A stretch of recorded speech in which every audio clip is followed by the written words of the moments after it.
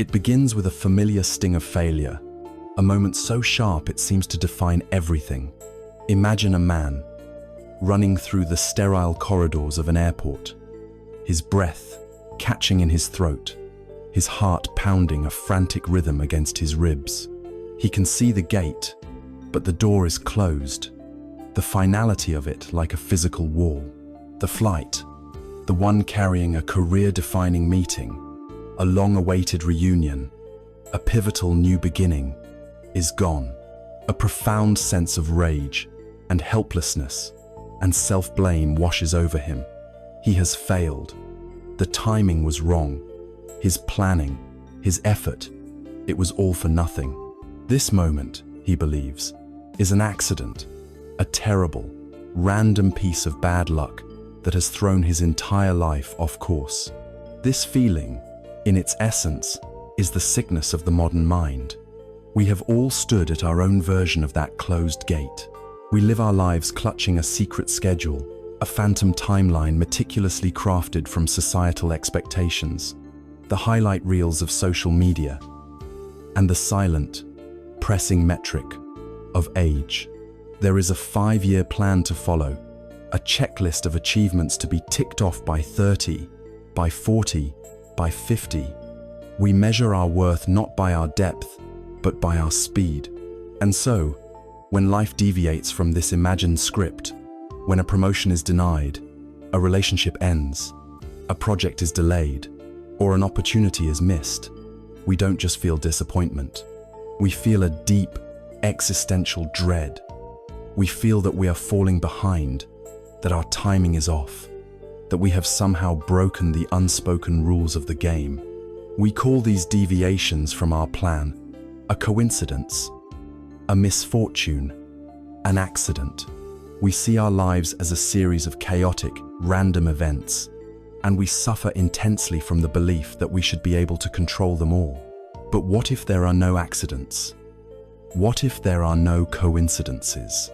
What if that closed gate, that painful detour, that agonizing delay was not a disruption to the path, but was, in fact, the path itself?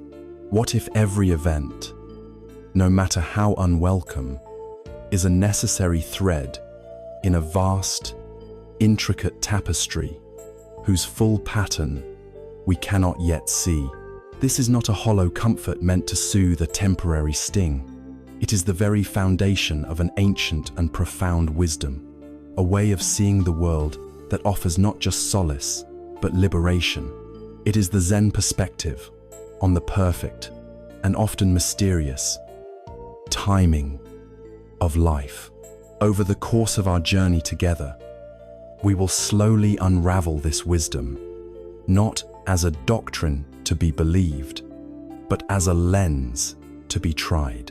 We will explore the possibility that peace is not found in forcing life to match our schedule, but in learning to trust its own impeccable rhythm, and in discovering that the only perfect time is the time that is happening right now. To truly understand the path to inner peace, we must first diagnose the precise nature of our ailment. The disquiet we feel, the persistent ache in the background of our lives, is often misidentified. We must begin by drawing a sharp distinction between two very different experiences, pain and suffering. Pain is an inevitable, raw fact of life. It is the sharp pang of a scraped knee, the hollow feeling of a job loss, the sting of a critical word. Pain is the direct, unfiltered signal that something has happened. It arrives, it is felt, and in its own time, it passes.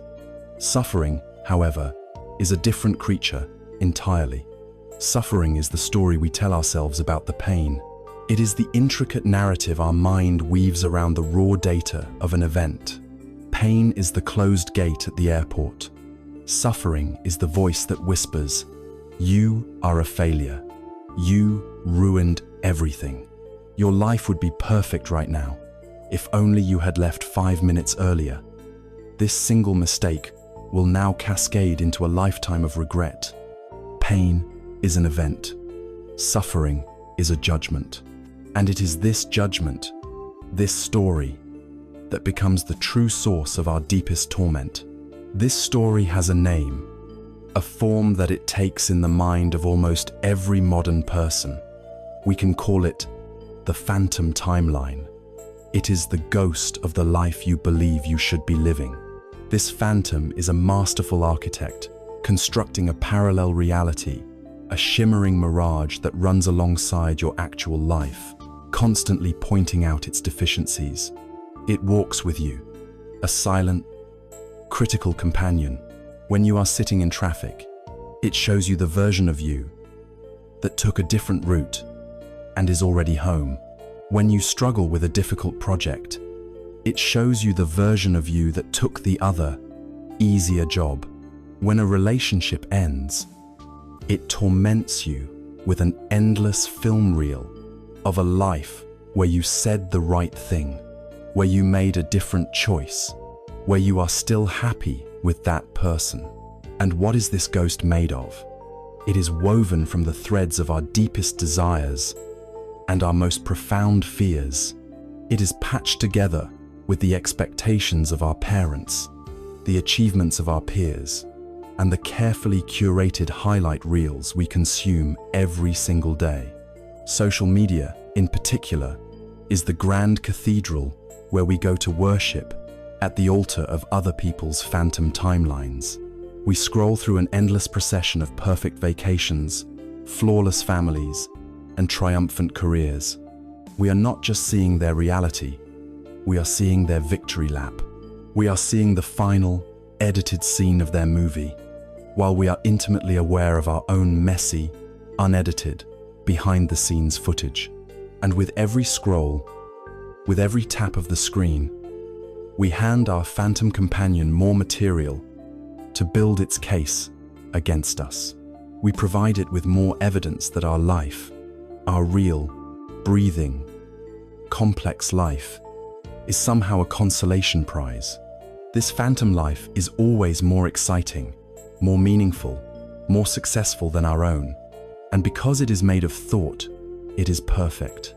It has no boring days, no difficult conversations, no moments of doubt. It is an impossible standard, and we crucify our reality upon its cross every single day. This relentless comparison fuels two of the mind's most corrosive habits: regret about the past and anxiety about the future. Regret is the mind being trapped in a loop, endlessly replaying a past event, a past choice. The mind believes that if it just analyzes the mistake from enough angles, it can somehow solve it, somehow retroactively change it. But it cannot. It is like a computer running a program with no end, consuming immense energy, generating only heat and exhaustion. It is the voice of, what if? What if I had studied harder? What if I had been braver? What if I had bought that house? This is not reflective learning. It is self-punishment. Anxiety, on the other hand, is the mind projecting this sense of failure into the future. It takes the wrong turn you made today and extrapolates a future of guaranteed disaster. Because you missed that flight, you will lose the contract. Then you will lose your job. Then you will lose your home. It is the voice of what if, pointed in the other direction. What if I fail? What if they reject me? What if the worst happens? Together, regret and anxiety form the bars of a mental prison. We are held captive between a past we cannot change and a future we cannot control. The present moment, the only place where life actually exists, becomes a non-existent space, a frantic, narrow bridge between a land of ghosts and a land of monsters. This internal sickness is validated and amplified by our external culture.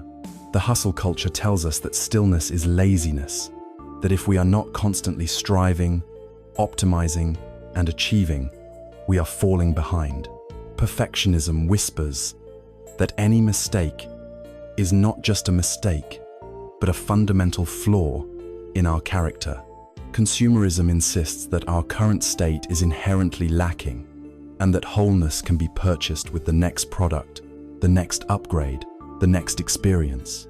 All of these external pressures legitimize the voice of the phantom timeline.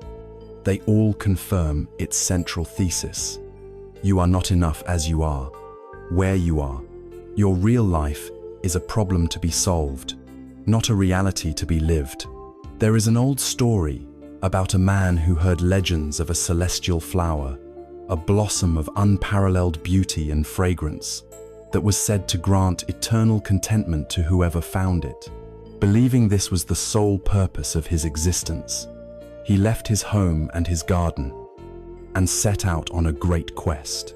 He traveled for decades, crossing continents, scaling mountains, and traversing deserts. He studied ancient maps, consulted with sages, and followed every rumor, every whisper of the flower's location. He grew old and weary on his quest, his body aching, his spirit drained by the constant fruitless search. Finally, frail and defeated, he returned to the small, humble home he had left so long ago.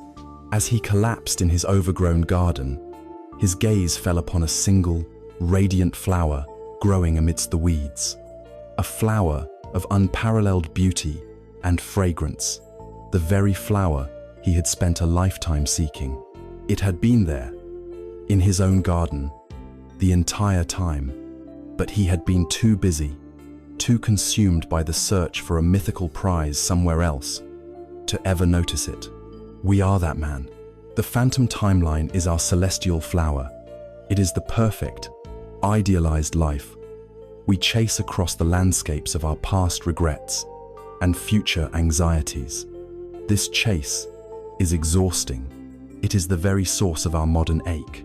We invest all of our energy into searching for a life that does not exist, while our real life, with all its imperfections, its quiet joys, its subtle lessons, and its potential for peace, is growing right here, right now, patiently waiting to be noticed. The first step on the path to healing is to simply stop, to cease the frantic search outside of ourselves, and to begin, perhaps for the first time, to simply look at the garden we are already in. Having identified the ache of our restless minds, the chase after the phantom timeline, we must now go deeper, to the very foundation of the Buddhist understanding of the human condition. This foundation is laid by what is known as the First Noble Truth. When translated into English, this truth is often presented with a single, heavy word: suffering. Life, the Buddha said, is suffering. For many in the Western world, this statement sounds profoundly pessimistic, almost nihilistic. It seems to paint existence in shades of grey, to deny joy, and to advocate for a resigned acceptance of misery.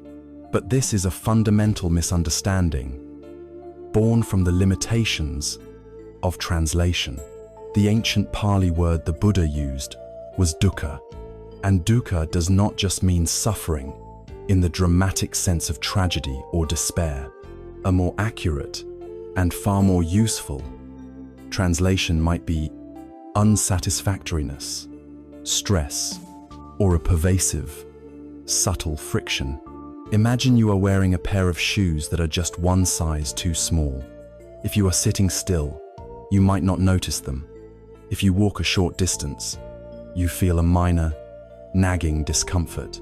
If you try to run a marathon in them, the pain becomes excruciating. Dukkha is like that ill-fitting shoe. It is the constant, low-grade pressure of our existence rubbing against reality. The First Noble Truth is not a pessimistic declaration that life is terrible. It is a compassionate, honest diagnosis from a physician of the mind. The Buddha is simply saying, I see that your shoes are too tight. I see that you are in discomfort, even when you try to ignore it. The first step to feeling better is to acknowledge, without judgment, the precise nature of this discomfort. To help us understand this diagnosis fully, This dukkha is further broken down into three distinct types. The first is the most obvious, the one we all recognize. It is called dukkha, which can be translated as the suffering of painful experiences, or simply the pain of pain. This is the sharp, undeniable pain of life's hardships. It is the grief that comes with the death of a loved one. It is the anxiety of a frightening medical diagnosis. It is the humiliation of being fired from a job. It is the raw ache of loneliness, the sting of betrayal, the fear of violence. This is the pain that makes you limp in the ill-fitting shoes. It is overt, unavoidable, and a universal part of being human. Our chase after the phantom timeline, our ache of what if, is a classic form of dukkha. We generate immense mental and emotional pain by resisting the reality of what is and clinging to the ghost of what could have been. The second type of dukkha is far more subtle, and its recognition marks a profound shift in understanding. It is called viparinama dukkha, the suffering of change, or the unsatisfactoriness of pleasant experiences. This sounds like a contradiction. How can pleasure be a form of suffering? The wisdom here lies in the understanding of impermanence.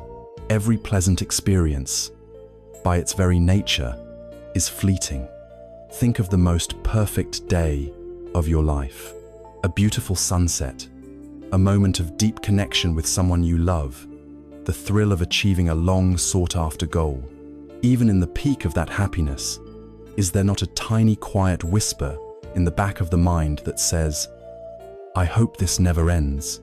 That very thought, that subtle fear of the moment passing, is viparinama dukkha. The happiness is real, but it is fragile, conditional, and temporary. The joy itself contains the seed of its own departure. The vacation will end. The delicious meal will be finished. The feeling of victory will fade. Our suffering arises not from the pleasant experience itself, but from our desperate attempt to cling to it, to make it permanent in a world where nothing is. In our analogy of the shoes, this is the brief, fleeting relief you feel when you find a comfortable position to stand in, a moment of ease that is immediately shadowed by the knowledge that you will soon have to walk again, and the pinching will return. We suffer because we know the good feeling is temporary.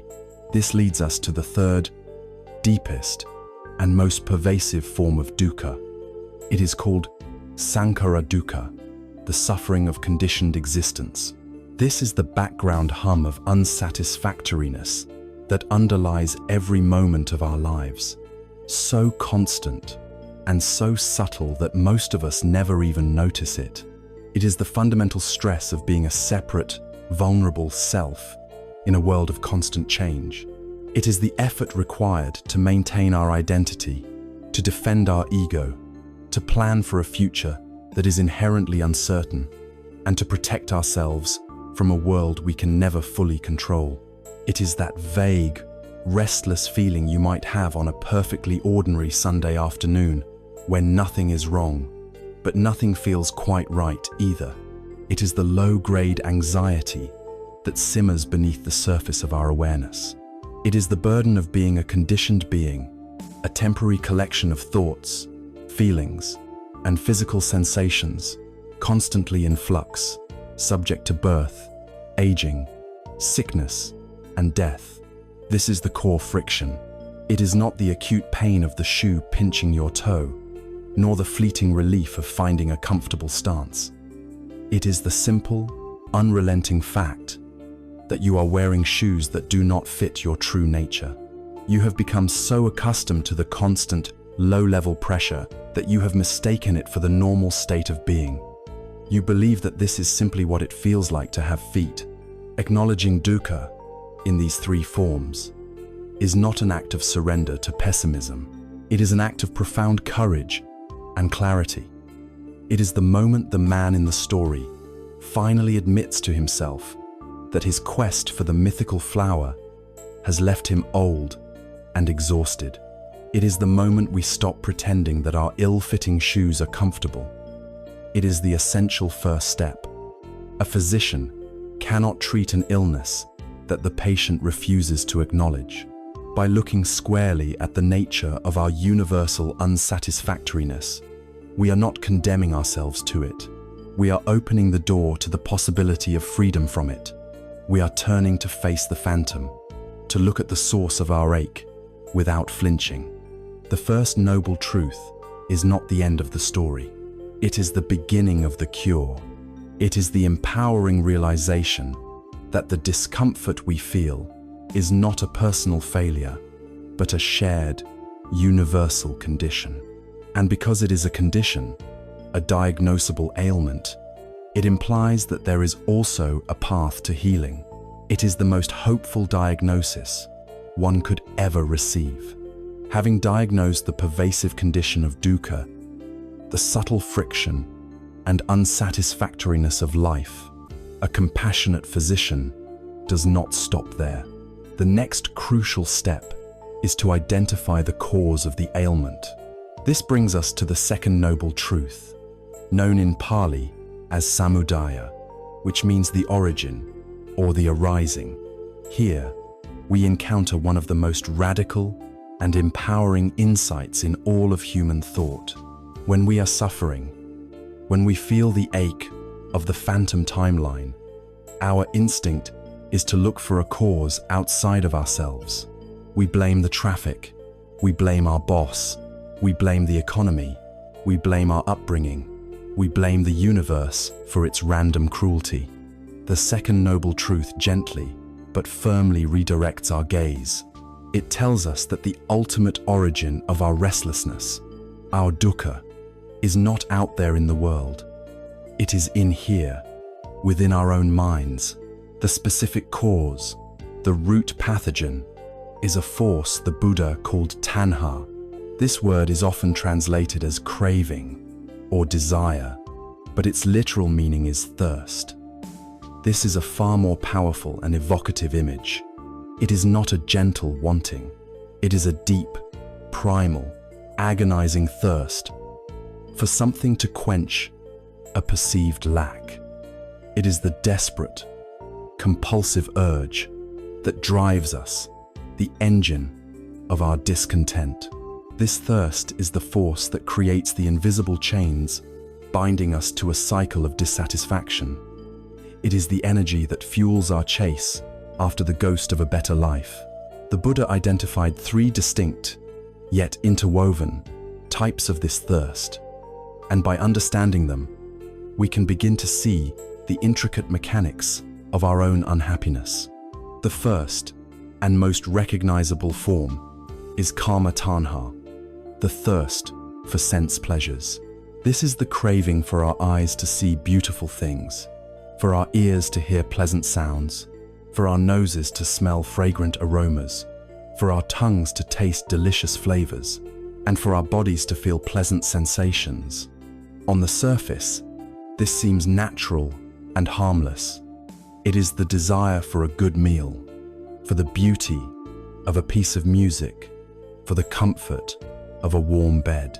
But this thirst becomes a source of dukkha when it becomes compulsive and insatiable. In our modern world, kama tanha runs rampant. It is the addiction to the endless scroll of social media, a thirst for a constant stream of novel sights and information. It is the compulsive need to check our phones for the next notification, the next validation, the next little hit of digital pleasure. It is the binge watching of a television series, consuming episode after episode, seeking to prolong the pleasant feeling and stave off the return to ordinary reality. This thirst promises happiness, but it can never deliver it in any lasting way because the objects of its desire are all impermanent. The taste fades, the sound ends, the screen goes dark, and the thirst immediately returns, demanding its next fix. We become like a person drinking salt water to quench their thirst, an act which only makes the thirst more intense. The second type of thirst is deeper and more closely tied to our identity. It is bhava tanha, the thirst to be, or the thirst for becoming. This is not just a craving for a fleeting pleasure. It is the profound craving for existence itself, for a solid, lasting, and satisfying identity. It is the engine behind our ambition, our goals, and our relentless drive for self-improvement. It is the thirst to become someone, to become successful, to become respected, to become loved, to become a good person, even to become enlightened. This is the very force that constructs the phantom timeline. We thirst to become the person who lives that ideal life. We cling to our job titles, our roles as parents or partners, our political affiliations, and our personal narratives because we believe they constitute who we are. We believe, I am a successful lawyer, or I am a happy person. This thirst creates a tremendous amount of anxiety because this constructed self is inherently fragile. When we receive criticism, when we fail at a task, when we lose a job, it is not just an event. It is a threat to our very existence, a threat to the me we have worked so hard to build and maintain. The suffering is immense because the thirst to be this idealized self is constantly clashing with the messy, unpredictable, and impermanent reality of our actual lives. The third type of thirst is the shadow of the second. It is vibhava tanha, the thirst for non-existence, or the thirst to get rid of. This is the powerful urge for an unpleasant experience to cease. It is the aversion, the pushing away of reality when reality is painful. On a simple level, it is the intense desire for a headache to go away, for a boring meeting to end, or for an annoying sound to stop.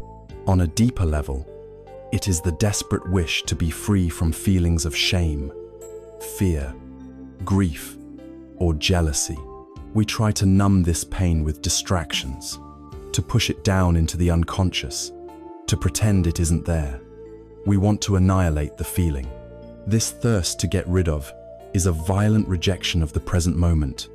It says, this should not be happening. I cannot stand this. In its most extreme form, vibhavatana can manifest as the desire for self-annihilation, the belief that the only way to end the suffering is to end the self. More commonly, it is the constant, subtle war we wage against the unpleasant aspects of our daily lives. A war that guarantees we are never at peace with life as it is. These three thirsts work together to forge our chains. We thirst for the pleasures we imagine our ideal timeline holds, kama tanha. We thirst to become the successful, happy person who inhabits that timeline, bhavatanha. And we thirst to annihilate the painful reality of our current situation, which falls short of that ideal, vibhavatanha. There is a famous parable that perfectly illustrates this mechanism. In some parts of Asia, a trap is set for monkeys using a coconut or a pot with a narrow opening. The pot is chained to a stake. Inside, a handful of rice or some other treat is placed. A monkey, driven by its thirst for the pleasant taste, will come along, reach its hand into the pot, and grasp the rice. When it tries to pull its hand out, the clenched fist is now too wide to pass through the narrow opening. The monkey will pull and shriek, growing more and more frantic, but it is trapped. The trap, however, is not the pot. The trap is not the chain. The trap is the monkey's own clenched fist. All that is required for freedom is for the monkey to open its hand, to let go of the rice. But its craving, its tanha, is so strong that it will not let go. Even when the hunters approach, we are that monkey. The pot is our life situation. The rice is our collection of desires, our cherished plans, our rigid ideas about how life ought to be, our precious phantom timeline. We grasp them tightly, believing they will bring us happiness. But it is this very act of grasping, of clinging, of refusing to let go when circumstances change, that becomes our prison. The origin of our suffering is not the situation itself, but our own clenched fist, our own internal thirst. This is not a message of blame. It is a message of profound hope.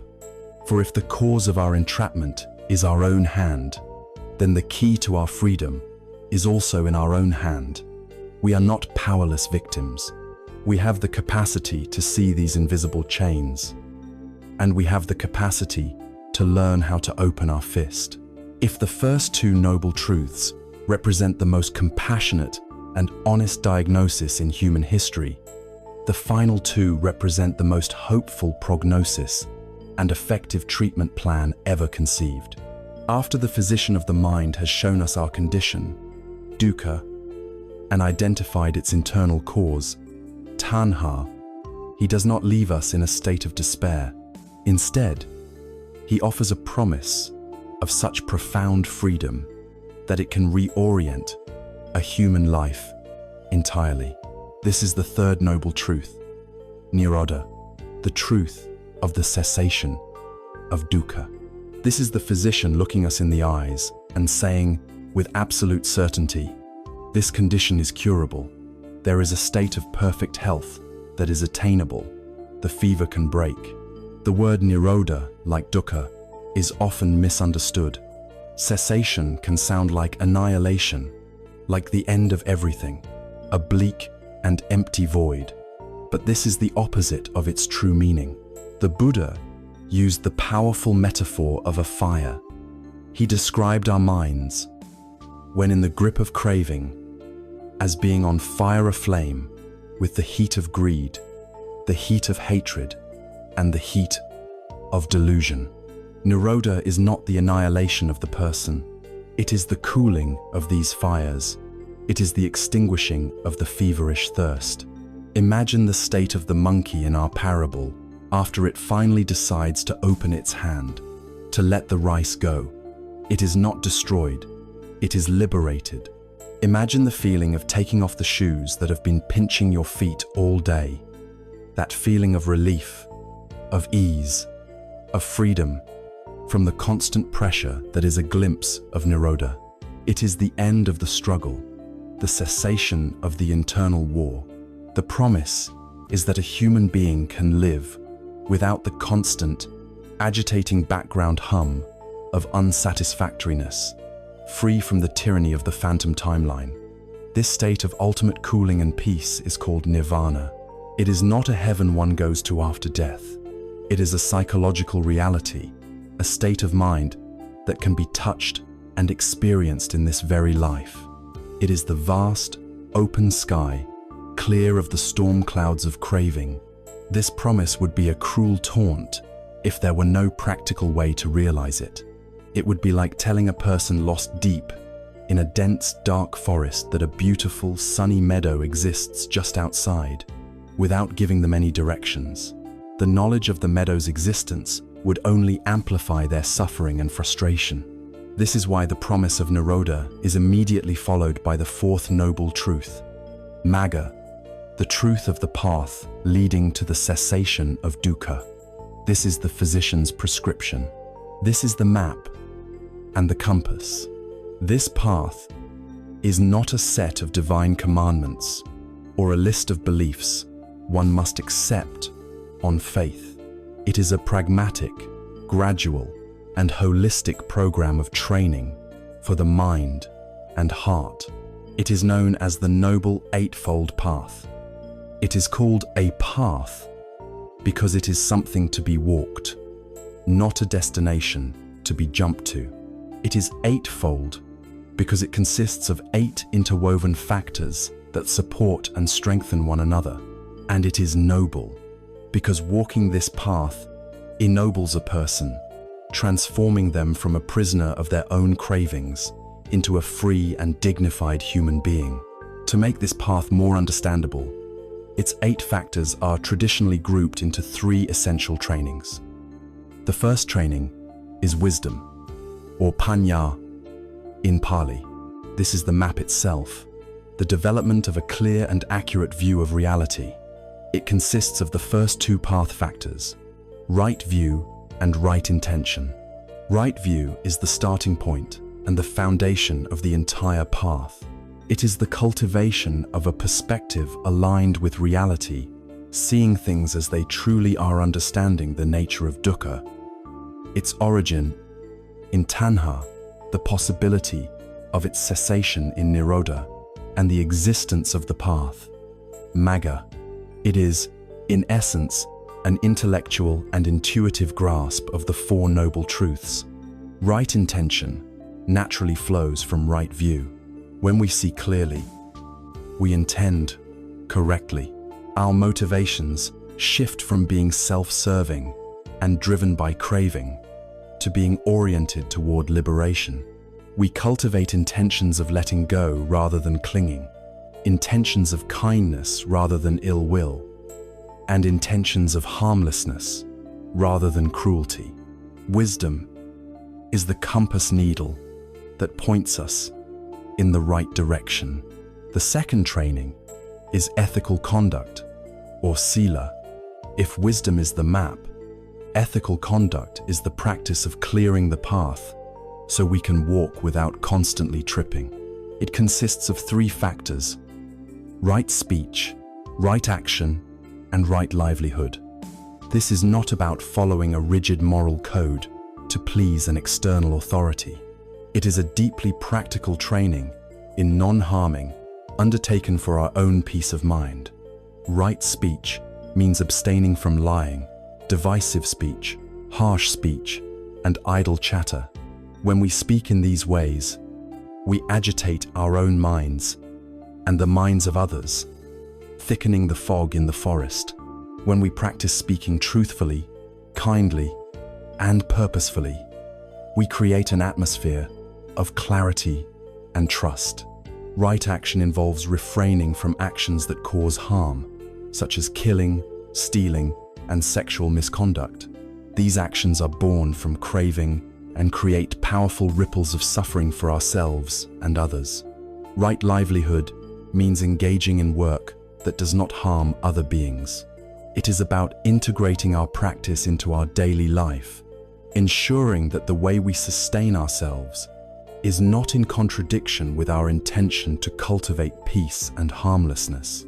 Sila is the essential groundwork that creates a stable and calm mind, a mind that is capable of deeper focus and insight.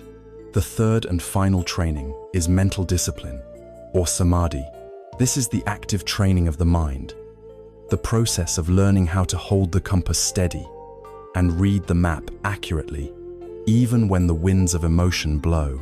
It consists of the last three factors: right effort, right mindfulness, and right concentration. Right effort is the gentle but persistent energy we apply to the practice. It is the effort to prevent unwholesome, craving-driven states of mind from arising, the effort to abandon them if they have arisen, the effort to cultivate wholesome, peaceful states of mind, and the effort to maintain those wholesome states. Right mindfulness, or sati, is the heart of the entire practice. It is the capacity to pay attention in the present moment without judgment. It is the ability to observe our thoughts, feelings, and bodily sensations as they arise and pass away without getting swept away by them. Mindfulness is the clear light that allows us to see the workings of our own mind, to see craving as it arises, before it becomes an overwhelming force. Finally, right concentration is the result of this sustained mindfulness and effort. It is the ability to unify the mind, to bring it to a state of stillness and focus on a single object.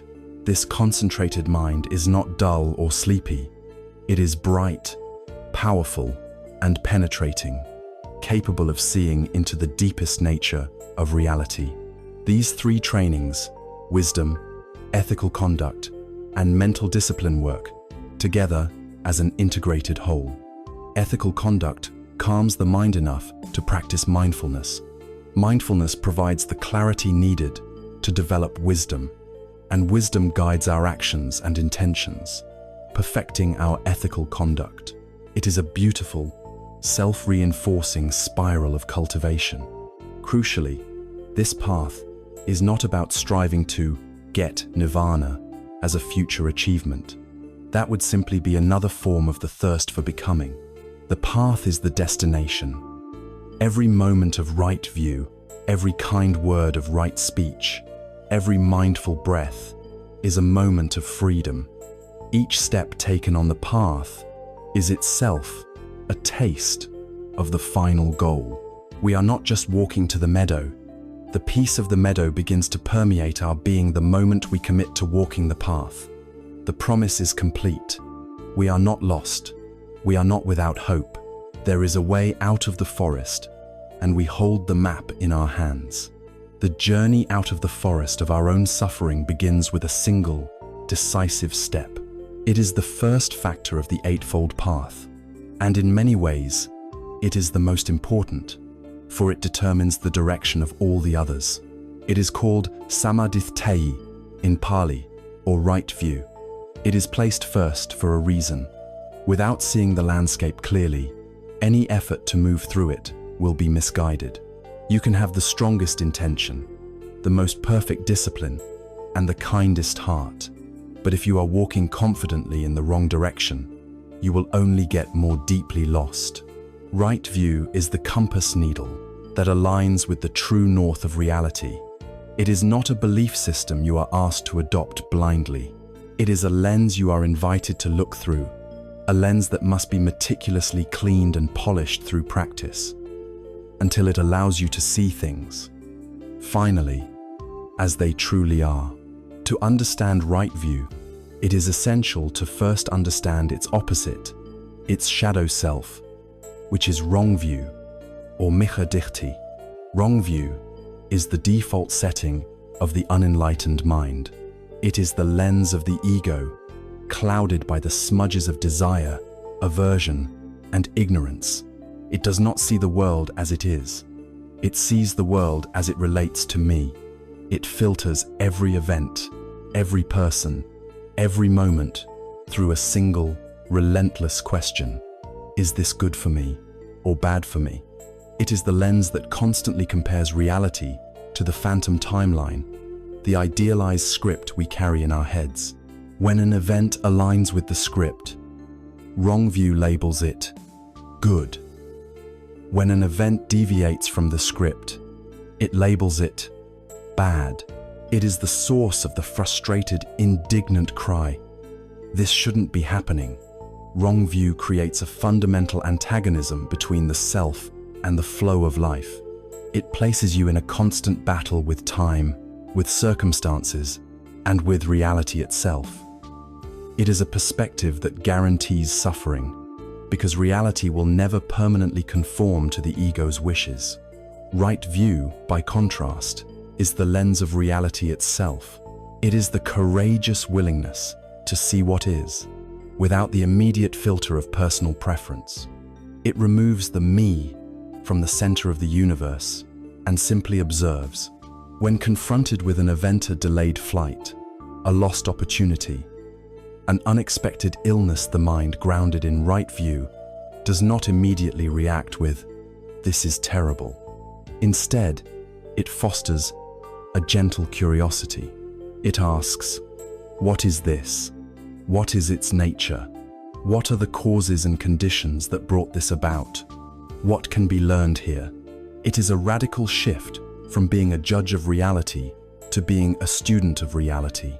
Imagine two people standing before a muddy puddle on a road after a storm. The person with wrong view sees only the mud, the filth, the obstacle. Their mind generates aversion. "This is ugly," it says. "It is in my way. It shouldn't be here." They experience the situation as a problem. The person with right view sees the puddle as well. They see the mud, but their vision is not limited by their initial aversion. Their gaze is wide enough to also notice the perfect, unbroken reflection of the sky and the clouds on the water's surface. They see both the mud and the stars. They see the full reality of the situation, its potential for beauty, as well as its messiness. This is the essence of right view. It is an inclusive, open, and non-judgmental awareness that allows for a much richer, deeper, and more truthful experience of life. So what, specifically, does right view entail? It means seeing the world through the framework of the Four Noble Truths. It is the clear-eyed understanding that yes, life contains dukkha, a fundamental unsatisfactoriness. It is the penetrating insight that the origin of this dukkha is our own internal tanha, our own thirst and clinging. It is the confident knowing that a cessation of this dukkha, a state of profound peace called nirodha, is possible.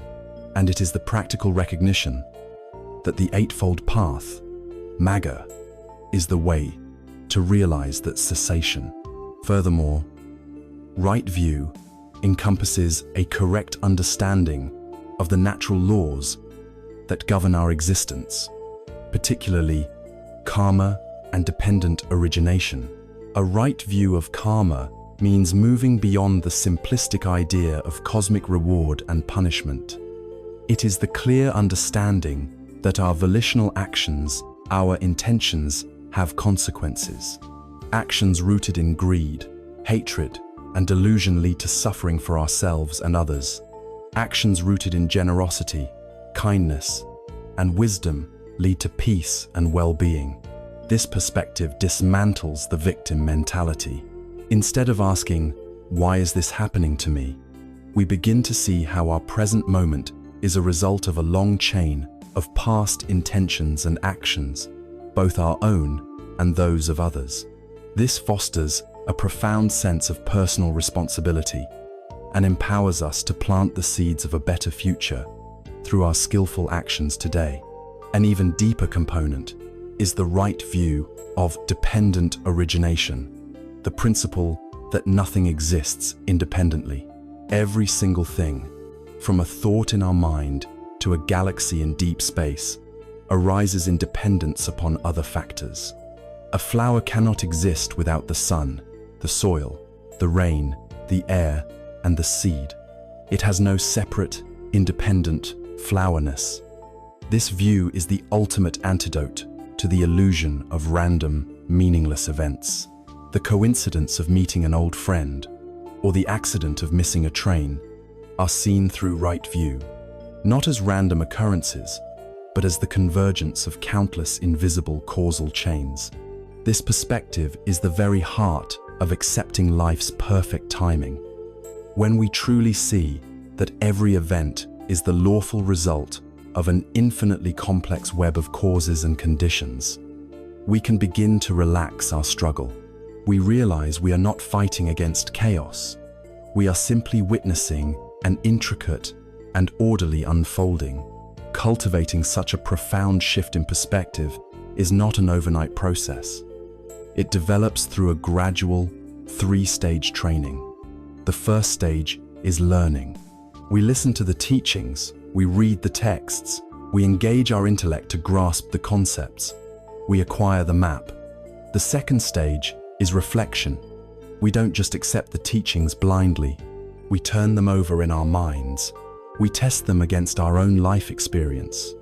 We look for evidence of dukkha and tanha in our daily lives. We contemplate the interconnectedness of events. Through this process of deep reflection, the borrowed knowledge from the map starts to become our own intuitive understanding. The final stage is direct experience through meditation or bhavana. Through the practice of mindfulness, we stop just thinking about reality and start observing it directly. We watch thoughts, feelings, and sensations arise and pass away within our own consciousness. We experience impermanence, not as a theory, but as a lived reality. We see craving arise, and we see the momentary suffering it creates. This direct, experiential insight is what transforms understanding into unshakable wisdom. It is the difference between looking at the map and actually walking the territory. Right view is the new set of eyes we are given. With them, we can finally see past the illusion of our own rigid plans and timetables.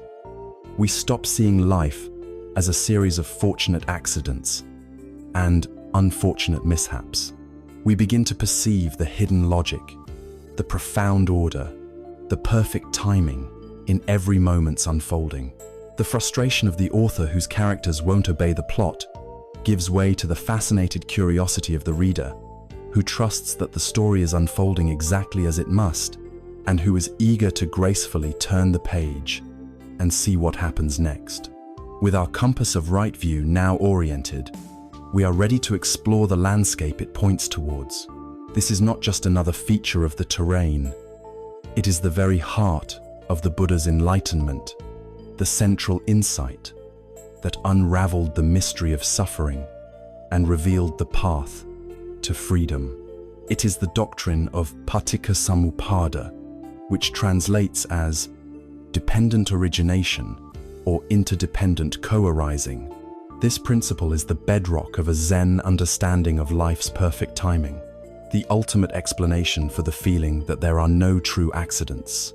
It is the master key that unlocks the deepest secrets of reality, and while its name may seem academic, its essence is as intimate and immediate as your next breath. At its core, dependent origination is expressed in a simple, elegant formula. When this is, that is. From the arising of this, that arises. When this is not, that is not. From the cessation of this, that ceases. This is not a complex philosophical argument. It is a direct statement about the nature of reality. It means that nothing, absolutely nothing, exists in isolation. Everything that comes into being does so in dependence upon specific conditions. And when those conditions are no longer present, that thing ceases to be. It is a universal law, as reliable and impersonal as gravity, governing everything from the formation of galaxies to the arising of a single thought. Let us unpack this with a simple example. When the right conditions are present, a dark cloud, a certain atmospheric pressure, a specific temperature, rain can exist. When this is, that is. From the arising of the conditions, the rain arises. Conversely, if there are no clouds, if the air is dry, if the temperature is wrong, there can be no rain. When this is not, that is not. The rain has no independent, self-contained existence. It is entirely dependent on its supporting conditions. Now, let us turn this gentle but penetrating light of inquiry onto something more personal, more immediate. Let us consider a flower. We look at a rose in a garden, and our minds immediately label it a rose. We see it as a distinct, separate object. But the wisdom of dependent origination invites us to look more deeply.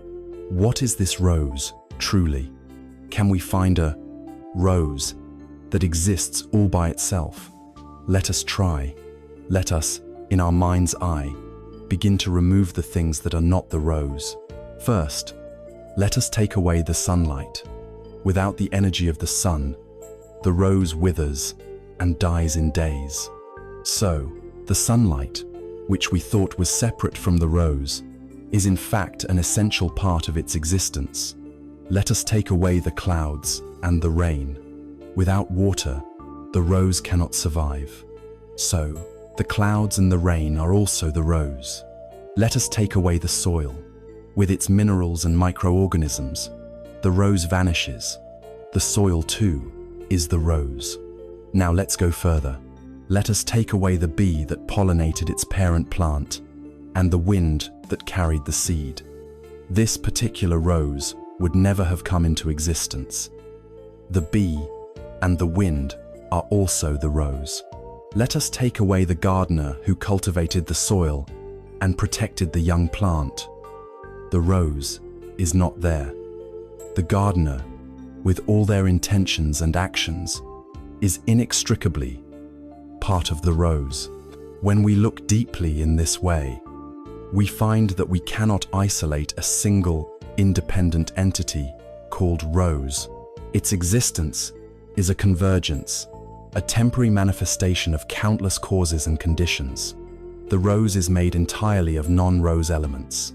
To be, it must be with everything else. This insight is not just poetry, it is a precise description of reality. And what is true for the rose is true for you. You are not a separate, isolated self. You are the food you have eaten, the air you are breathing, the education you have received, the words of your parents, the kindness of a stranger, the entire history of the universe, culminating in this very moment of your existence. You are with all of reality. The Buddha applied this same forensic analysis to the arising of suffering itself, charting out a chain of 12 causal links, the 12 nidanas that show precisely how we construct our own prison, moment by moment. This is not an abstract story of creation, but a moment-to-moment psychological blueprint. It begins with ignorance, avijja, a fundamental misunderstanding of reality, the very wrong view we have discussed. It is the blindness that does not see the truth of impermanence and interbeing. Conditioned by this blindness, we create volitional formations, sankhara, the mental imprints of our actions, the karmic seeds of future experience. These seeds, in turn, give rise to consciousness, vijnana, the basic awareness that lands in a new moment of experience. This consciousness cannot exist alone. It requires name and form, namarupa, the combination of our mental and physical being. This psychophysical organism then experiences the world through the 6 sense bases, sayayatana, the eyes, ears, nose, tongue, body, and mind. When a sense organ meets an object, contact, phassa, occurs. It happens billions of times a day, automatically. From contact, feeling, vedana, arises. This feeling is not yet a complex emotion. It is a simple, raw signal, pleasant, unpleasant, or neutral. And here, at the link of feeling, is the crucial turning point. This is where we have a choice, but conditioned by our background ignorance, we react blindly. A pleasant feeling gives rise to craving, tanha, the thirst for more of it. An unpleasant feeling gives rise to craving, shadow, aversion, the thirst to get rid of it. This craving then solidifies into clinging or grasping, upadana, the clenched fist of the monkey, the refusal to let go. We cling to pleasure, we cling to our ideas, and we cling to the concept of a permanent self.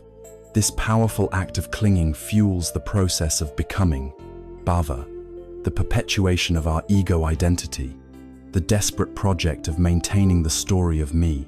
And because we have engaged in this whole process of becoming, the inevitable results follow. Birth, jati, not just as physical birth, but the birth of a new sense of self in each moment, and with it, the unavoidable realities of aging and death, jara-marana, along with all the sorrow, lamentation, pain, grief, and despair that a separate, clinging self must endure. This entire chain, a seamless process powered by ignorance and thirst, is how dukkha arises. It is not a punishment. It is a process, as impersonal and reliable as the process that makes rain fall. This vision of a universe where everything is intimately connected has been captured in a beautiful and powerful metaphor from the Mahayana tradition, the net of Indra. Imagine a vast, cosmic net stretching out infinitely in all directions. At every single knot in the net, there hangs a single, perfectly polished, multifaceted jewel. The net is structured in such a way that if you look closely at the surface of any one jewel, you will see reflected in it every other jewel in the entire infinite net. Each jewel contains all the others. And not only that, but each of the reflected jewels also contains the reflection of all the other jewels, and so on, ad infinitum. This is the universe, as seen through the lens of dependent origination. Every person, every event, every thought, every particle of dust is a single jewel in this cosmic net. Each one is unique and distinct, yet each one is utterly and completely dependent on and reflective of every other jewel. Nothing is separate. To touch one is to touch them all. Now, we can finally bring this profound understanding back to our core theme, life's perfect timing. The missed flight, the accidental meeting, the unfortunate delay, what are they? They are single jewels in the net of Indra. The missed flight is not a random, isolated event. It is the result of everything. It reflects the weather system 1,000 miles away that delayed the incoming aircraft. The decision made by a city planner years ago that led to a traffic jam. The invention of the internal combustion engine. Your parents' decision to meet. The entire cosmic history leading up to that precise moment. To wish for that single event to have been different is to wish for the entire universe to have been different. It is an argument with the totality of reality. It is an impossible and therefore profoundly stressful proposition. When we see this clearly, the question, why did this happen to me, dissolves. It happened because of everything. The timing wasn't good or bad. The timing was simply the timing. It was the only way it could have been, because it was the result of all the conditions that preceded it. This does not lead to a state of passive fatalism, where we do nothing. We still have volition. Our actions and intentions become a new condition, a new thread, woven into the tapestry, a new reflection in the jewel that will influence the future. But our actions are now undertaken with a profound sense of humility and relaxation. We put down the impossible burden of trying to control the entire universe. We stop fighting with the past and fearing a future made of random threats. We move from seeing life as a chaotic jumble of unrelated fragments to seeing it as a vast, deeply ordered, and breathtakingly intricate dance. We are not a lonely spectator, nor a victim of chance. We are a dancer, and our steps matter, but we are dancing in perfect, necessary harmony with the grand, cosmic music of a universe where nothing, absolutely nothing, is ever out of place. This is the freedom of seeing the great cosmic web. This is the peace of no coincidence. As we journey deeper into the landscape of reality revealed by right view, we arrive at its most challenging, most counterintuitive, and most liberating peak. We have seen through the lens of dependent origination that nothing in the external world exists in isolation. Everything is an interconnected process.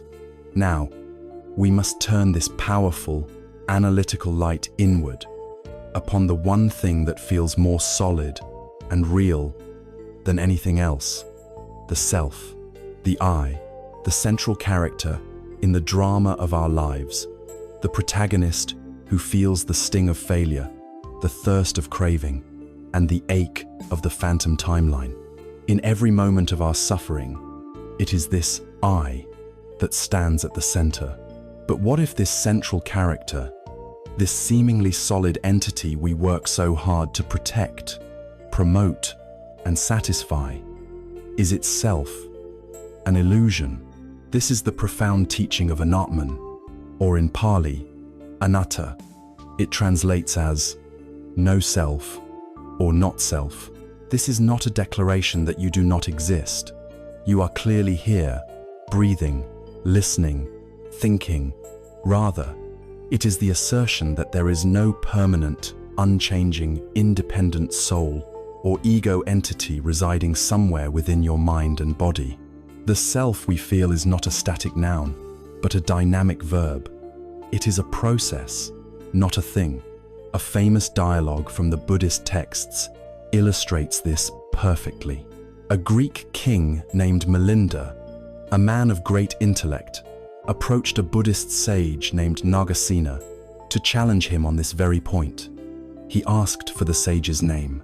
Nagasena replied that he was known as Nagasena, but that this was merely a designation, a convenient label, and that no permanent person named Nagasena could be found. The king was astounded and argued that if there is no person, then who wears the robes? Who eats the food? Who is speaking to him?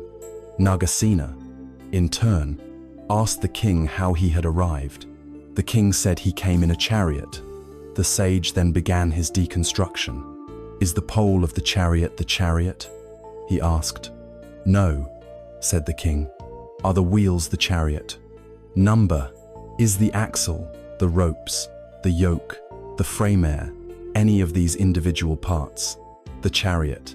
To each question, the king had to answer no. Then, Nagasena concluded, is the chariot something other than these parts? Again, the king said no.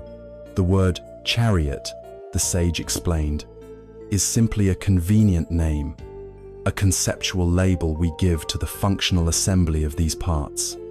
It has no independent reality apart from its components. Then he delivered the final point. In the same way, Nagasena is a designation for the collection of my body, my feelings, and my thoughts. But there is no permanent, separate self to be found within them. This is the investigation we must now undertake for ourselves.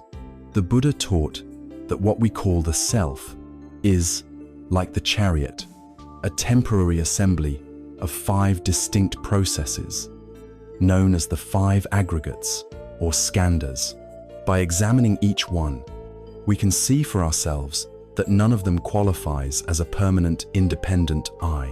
The first aggregate is form, rupa. This is our physical body and the entire material world. This seems to be the most obvious candidate for a self. We point to our bodies and say, this is me. But is it? Your body is in a constant state of flux. The cells you had 7 years ago are almost entirely gone, replaced by new ones. The physical form you had as a baby, a child, a teenager, it has changed beyond recognition. Your body gets sick, it gets healthy, it ages. It is subject to the laws of biology and chemistry. It is a flowing river of matter, not a solid statue, and one day it will dissolve completely. If the body were your true self, then your self would be constantly changing and ultimately impermanent. So, the body is something we have, but it is not what we fundamentally are. The second aggregate is feeling, vedana. This refers to the raw sensations that arise from contact with the world, categorized as pleasant, unpleasant, or neutral. A cool breeze on a hot day is pleasant. The sound of a dental drill is unpleasant. The feeling of your shirt on your skin is likely neutral. We often identify strongly with our feelings. I am happy. I am sad. But feelings are even more fleeting than the body. They arise, they stay for a few moments, and they vanish, replaced by another feeling. If you were your feelings, your self would be dying and being reborn countless times in a single hour. You would be a flickering, unstable ghost. Feelings are events that pass through you, like weather passing through the sky. They are not the sky itself. The third aggregate is perception, sanya. This is the mental faculty that recognizes, identifies, and labels our experience.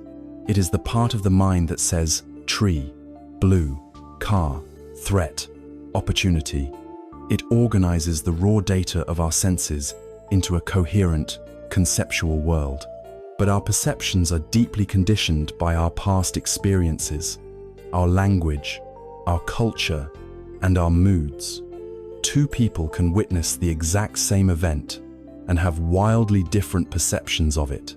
Our perceptions are not a pure reflection of reality. They are a constructed interpretation. They are unreliable and constantly shifting. This faculty of labeling is a useful tool, but it cannot be the stable, core identity we are looking for. The fourth aggregate is mental formations, sankhara. This is a broad category that includes all of our volitional activities. It is the home of our thoughts, opinions, beliefs, biases, habits, desires, aversions, and intentions. It is the voice in our head, the inner chatter, that seems to be the very essence of who we are. But look closely at your thoughts. Where do they come from? They arise unbidden and vanish just as quickly. Look at your opinions. Have they not changed over time? Your beliefs, your habits, your dream soul, of these are impermanent processes. They are conditioned mental patterns, not the thinker behind the thoughts. This aggregate is what generates karma, but it is not a solid, unchanging soul directing the show. It is a turbulent stream of mental activity. The fifth and final aggregate is consciousness, vijnana. This is the basic faculty of awareness, or knowing that arises when the senses and the mind make contact with objects. There is eye consciousness, ear consciousness, mind consciousness, and so on. We might think, surely this awareness is the real me, the observer, but the Buddha pointed out that consciousness is also dependent and impermanent. It does not exist on its own. It is always conscious of something. Eye consciousness depends on the eye and a visible form. Mind consciousness depends on the mind and a thought. If the conditions are not present, the consciousness does not arise. It flickers in and out of existence with every moment of experience, like a spark that flies from a fire. It is not a continuous, godlike awareness watching from above. It is a dependent, conditioned, and fleeting part of the process. So, where is the self? We have taken apart the chariot, piece by piece, and we have found no chariot. We have analyzed the human experience, aggregate by aggregate, and we have found no permanent, independent self. The self is a convention, a useful fiction. The problem is not the fiction itself, but our belief in it, our clinging to it as an ultimate reality. This clinging to a non-existent solid self is the root cause of our conflict with a world of flow and change. It is this rigid, imaginary I that insists life conform to its plans, that feels insulted by criticism, that fears its own annihilation, and that suffers when its demands are not met. The realization of anatman, or no self, is therefore the ultimate liberation. When you see that you are not a separate solid entity, the tyrant in your mind loses its power. You stop identifying with temporary states. The thought, I failed, is seen for what it is, a thought arising and passing away. The feeling of anxiety is seen as a feeling, a wave of energy, not as the core of your being. I am not my anxiety. I am not my anger. I am not my failure. This creates a space, a freedom, that allows you to experience life's challenges without being crushed by them. The illusion of separateness is also the source of our deepest loneliness. When the artificial walls of the ego begin to dissolve, we experience a profound sense of connection with all of life. We are not an isolated island fighting against the ocean.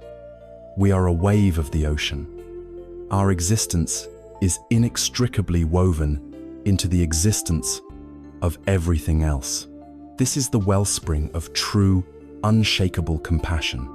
You realize that to harm another is, in a very real sense, to harm yourself. To love another is to love yourself.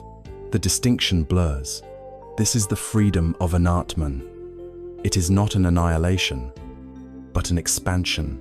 You lose a tiny, imaginary, prison-like self, and in its place, you gain the entire universe.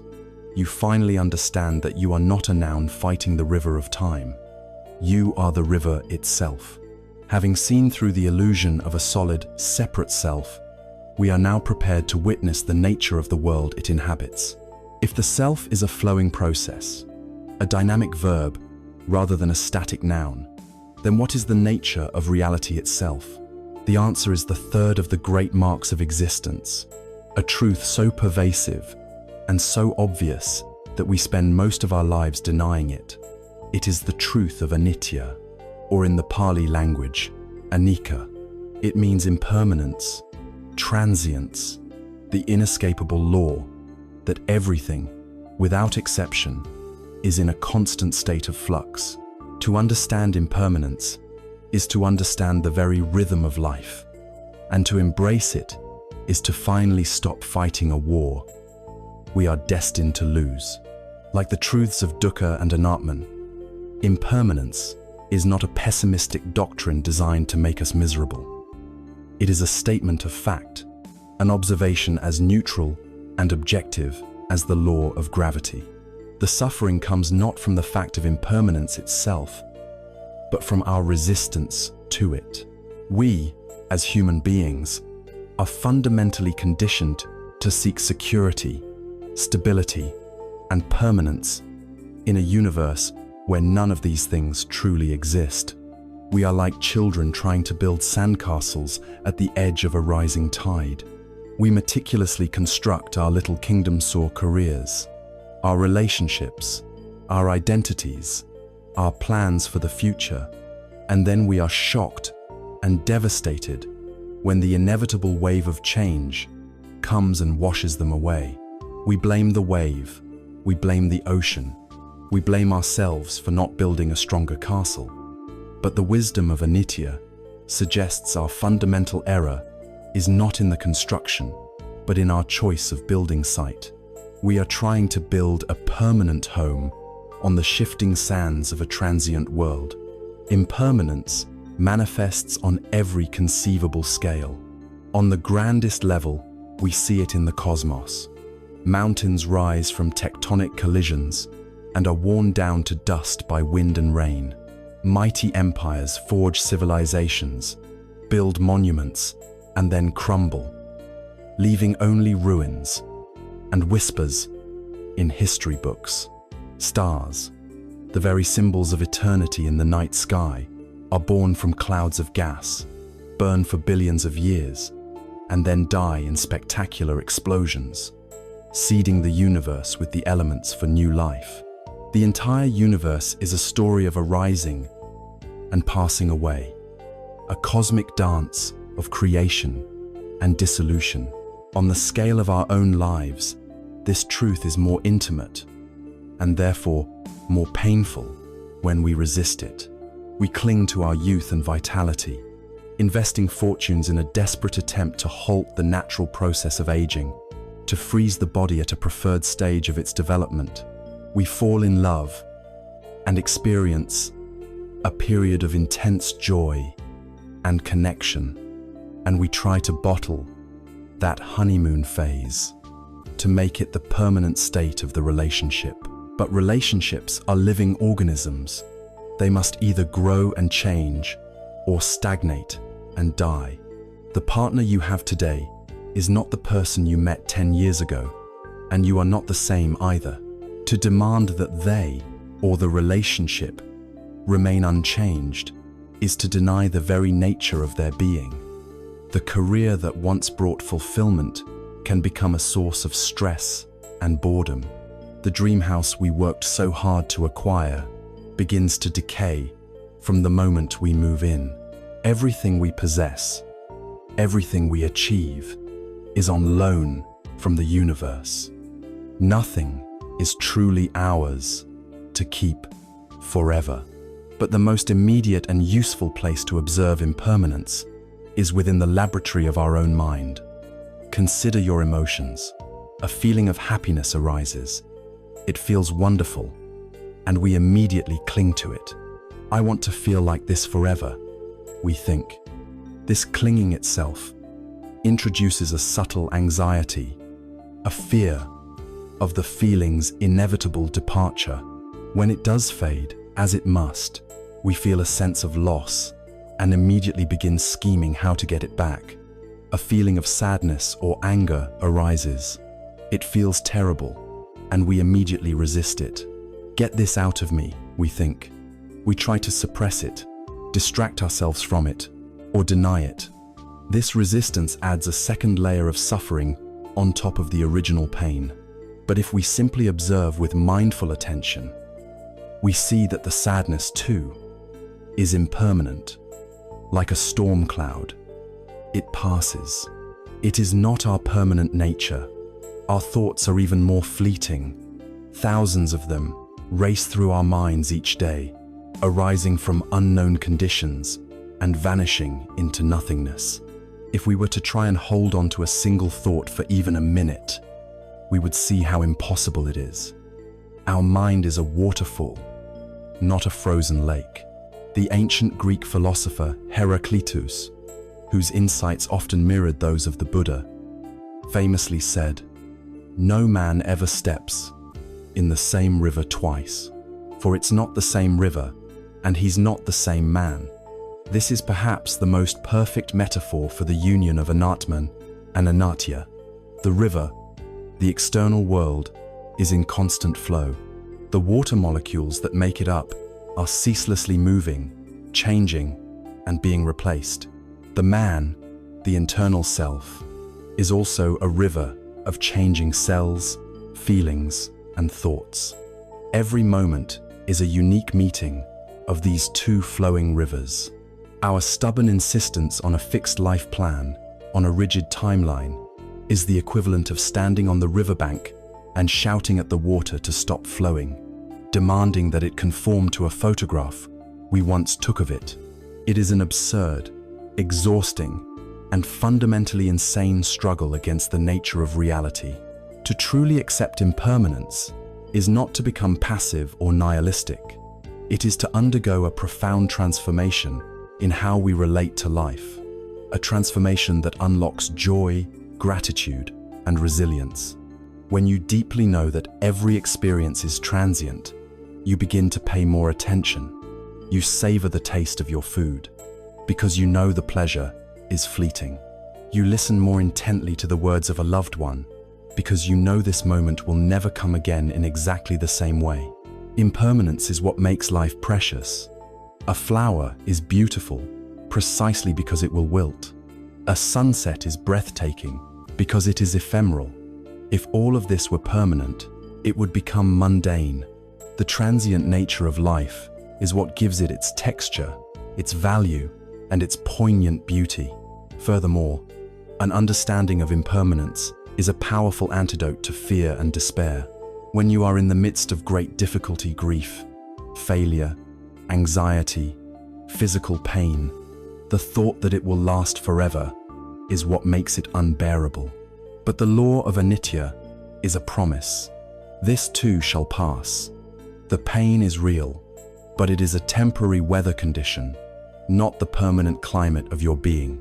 This knowledge provides the strength to endure, to bend like a reed in the wind, rather than breaking like a rigid oak. This brings us directly to the problem of perfect timing. Our plans fail because they are, by definition, static projections from the past onto a dynamic future. They are frozen concepts. Life is a flowing process. The friction, the dukkha, arises from the collision between our frozen plan and the flowing reality. To embrace impermanence is to understand that the plan is, at best, a provisional sketch, not a sacred scripture. It means cultivating the flexibility to adapt, to change course, to let go of the old map, when the landscape itself has clearly changed. Perfect timing, then, is not the miracle of reality conforming to our rigid plan. Perfect timing is the wisdom of conforming our actions to the changing reality. It is the grace of a surfer who doesn't command the waves, but who has studied them so deeply that he can ride them with skill and joy wherever they may go. By surrendering our fight with impermanence, we find an incredible peace. We stop demanding that life be something it is not. We release our white-knuckled grip on our pleasures and our fearful resistance to our pains. We learn to dance with the changing rhythms of life, meeting each moment with an open, curious, and accepting heart. We finally understand that the river of life is not our enemy. It is our very nature, and our only task is to learn to flow with it. As we navigate the currents of the great river of impermanence, seeing clearly the illusion of a separate self, we are left with a vital question. If everything is a selfless, flowing process, do our actions even matter? If there is no permanent me, then who is it that chooses, and who is it that experiences the results?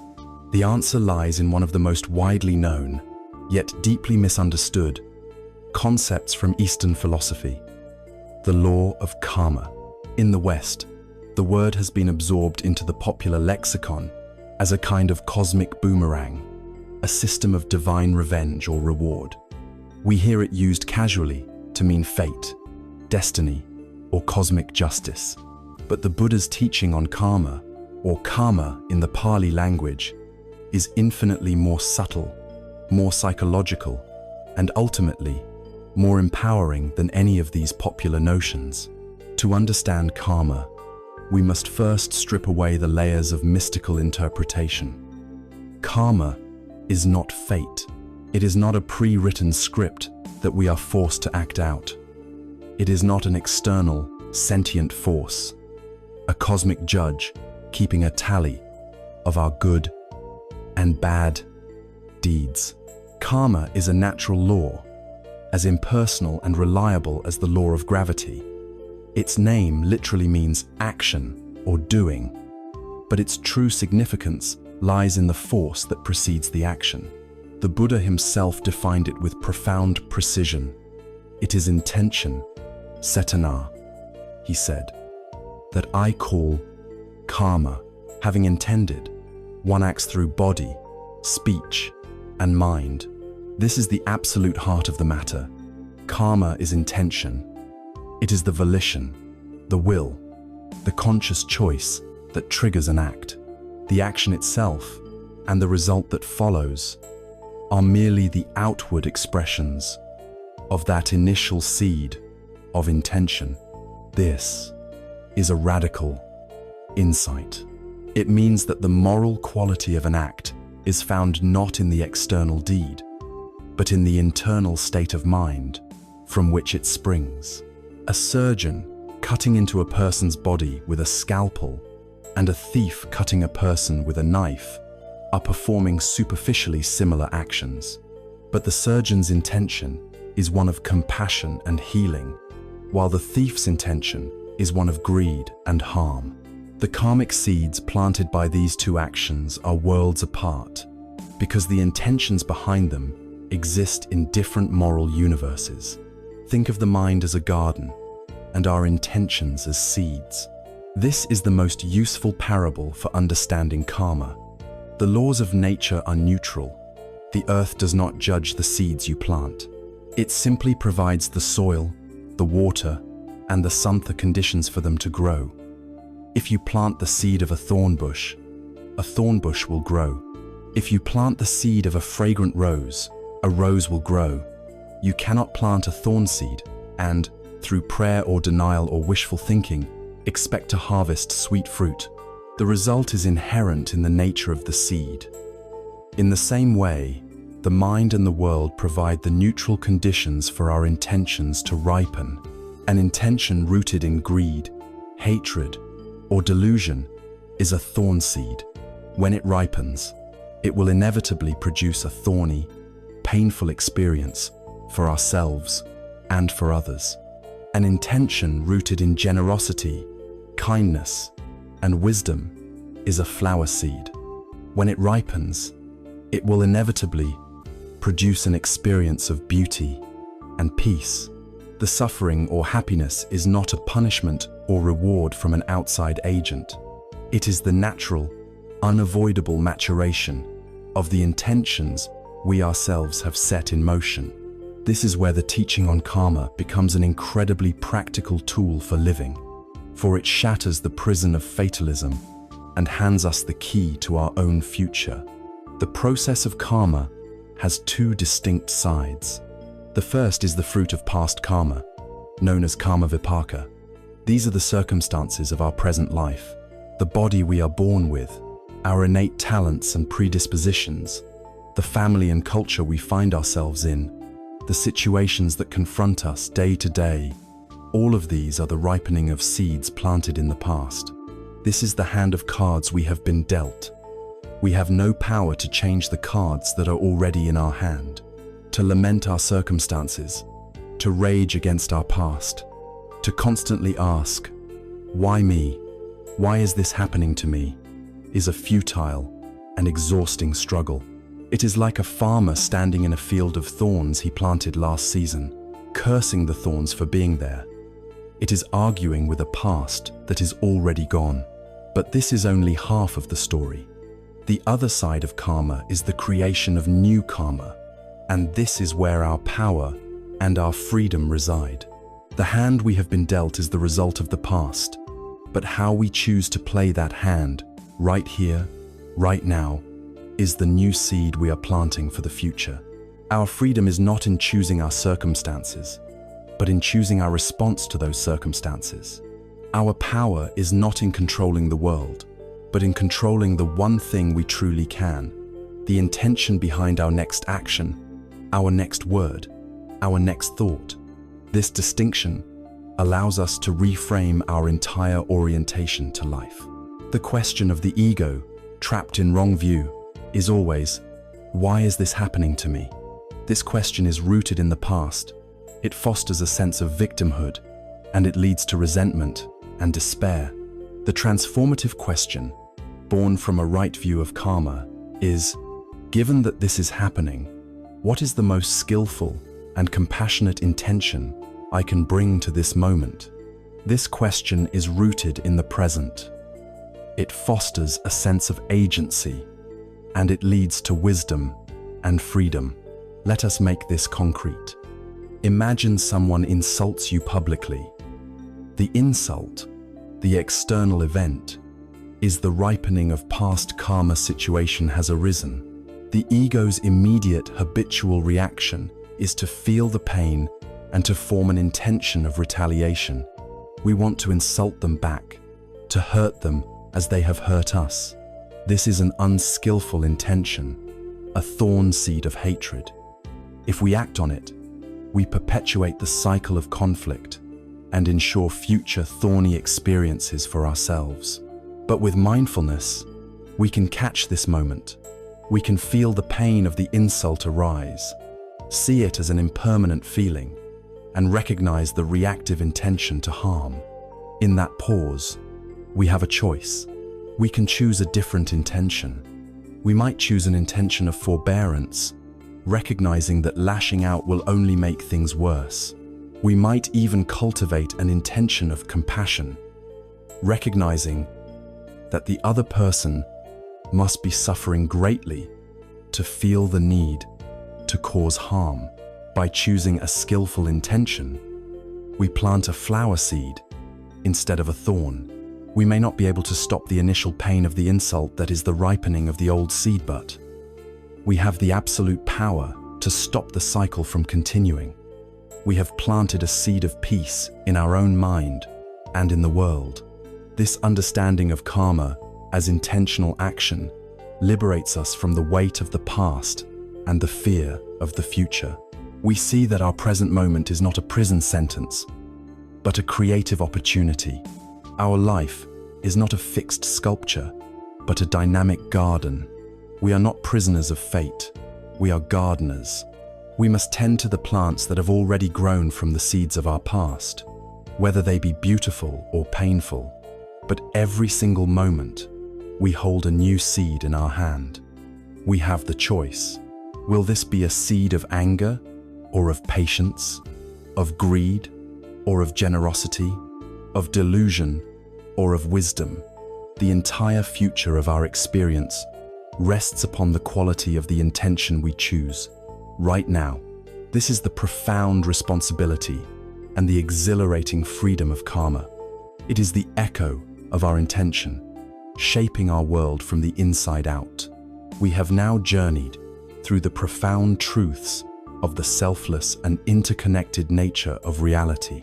We have seen that life is an impermanent flow, that our experience is shaped by the quality of our intentions, and that we are not separate islands, but threads in a vast cosmic web.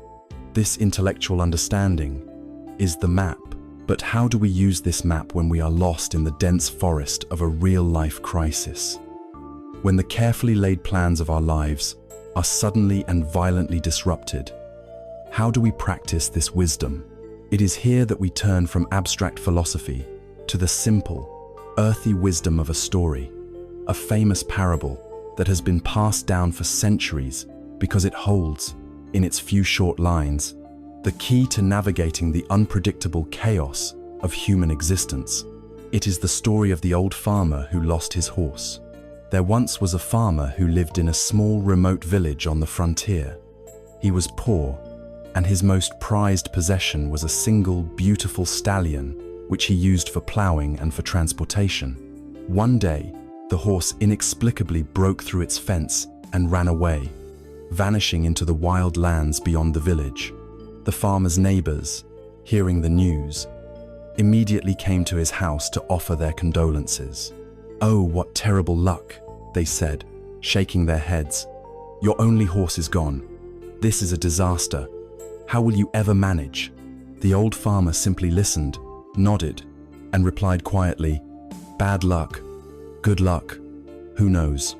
The neighbors went away, muttering to each other about how the old man must be addled with grief. A few weeks later, something incredible happened. The farmer's horse returned, and it was not alone. It had been joined by a herd of a dozen wild, strong horses. Suddenly, the poor farmer was the owner of a magnificent stable. The neighbors, hearing of his incredible fortune, rushed back to his house, this time to offer their congratulations. "What amazing luck," they exclaimed. "You lost one horse, and now you have 13. This is a true blessing from the heavens." The old farmer, tending to the new arrivals, simply smiled and replied, "Good luck, bad luck, who knows?" The neighbors left, confused by his lack of excitement, thinking perhaps the old man was a bit foolish. The farmer's only son began the difficult work of taming the wild horses. He was a strong and capable young man. But one afternoon, while trying to break in a particularly spirited stallion, he was thrown violently to the ground. The fall was severe, and his leg was badly broken. Once again, the neighbors came to the farmer's house, their faces grim. "Oh, what dreadful luck," they lamented. "Your son, your only help, is now crippled. This is surely a curse disguised as a blessing." The old farmer, sitting by his son's bedside, looked at them and said with the same calm equanimity, "Bad luck, good luck, who knows?" Not a month later, the emperor's army marched into the village.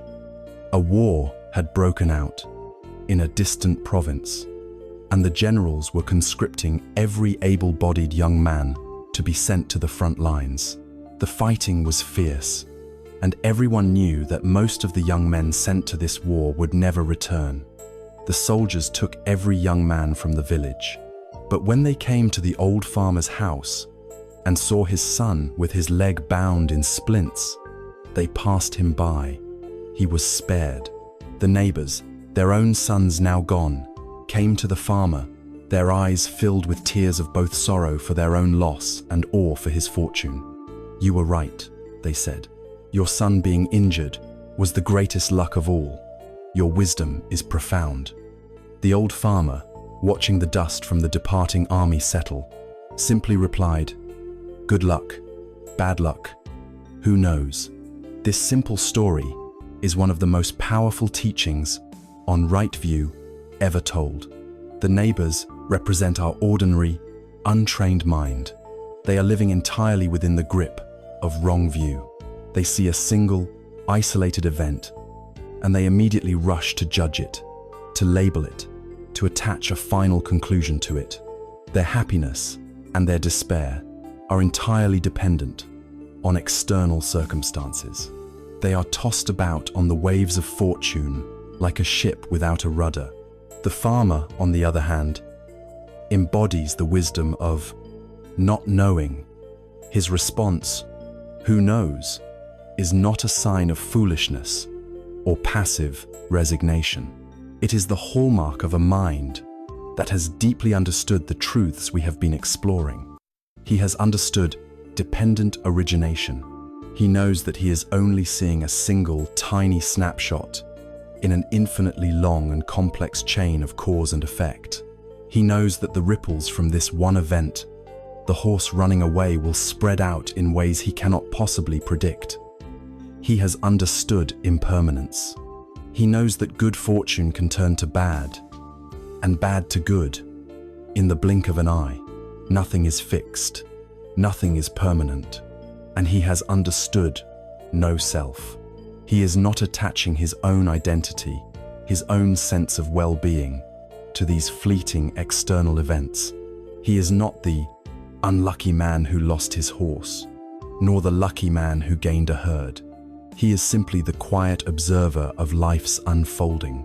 The farmer's wisdom teaches us to separate the event from our judgment about the event. The event is neutral. The horse is gone. The judgment is the story we tell ourselves about it. This is a disaster. My life is ruined. This judgment is the second arrow, the self-inflicted wound that causes the real suffering. The farmer does not shoot this second arrow. He stays with the simple, bare reality of the first arrow, the fact of the situation, without adding a layer of catastrophic thinking on top of it. He has abandoned the phantom timeline. The neighbors are constantly measuring what happens against their ideal script for a successful life. The farmer has torn up the script. He is open, present, and receptive to the story that life itself is writing. A story that is far more complex and surprising than any he could have imagined. This ancient wisdom is directly applicable to our modern lives. The lost horse is the job you were fired from, which then forced you to discover your true passion. The broken leg is the painful breakup that felt like the end of the world, but which cleared the way for you to meet your true life partner. The army passing by is the unexpected opportunity that arose precisely because your original plan failed. Look back on your own life. Can you not see instances where a perceived failure was actually a necessary and perfectly timed detour? To cultivate the farmer's wisdom is to cultivate the freedom of not knowing in a culture obsessed with certainty. We are taught that we must have a 5-year plan, that we must know all the answers, that uncertainty is a sign of weakness. The farmer teaches us that true strength lies in our ability to rest in uncertainty, to be comfortable with mystery. His calm, "Who knows?" frees him from the exhausting burden of having to be the all-knowing judge and controller of reality. It allows him to meet every twist and turn of fate with a balanced mind and an open heart. This is the very essence of trusting the process. It is the lived experience of no coincidence, not because everything is magically arranged for our benefit, but because every event is an integral and necessary part of a whole that is far too vast for our limited minds to grasp. It is the peace that comes not from getting the answers, but from becoming comfortable with the questions. The power of the pause gives us the precious, sacred space to break the chain of habitual reaction. It allows us to step back from the rushing river of our thoughts and feelings and see them with clarity. But once we have paused, once we are standing in that quiet clearing, we are faced with a choice.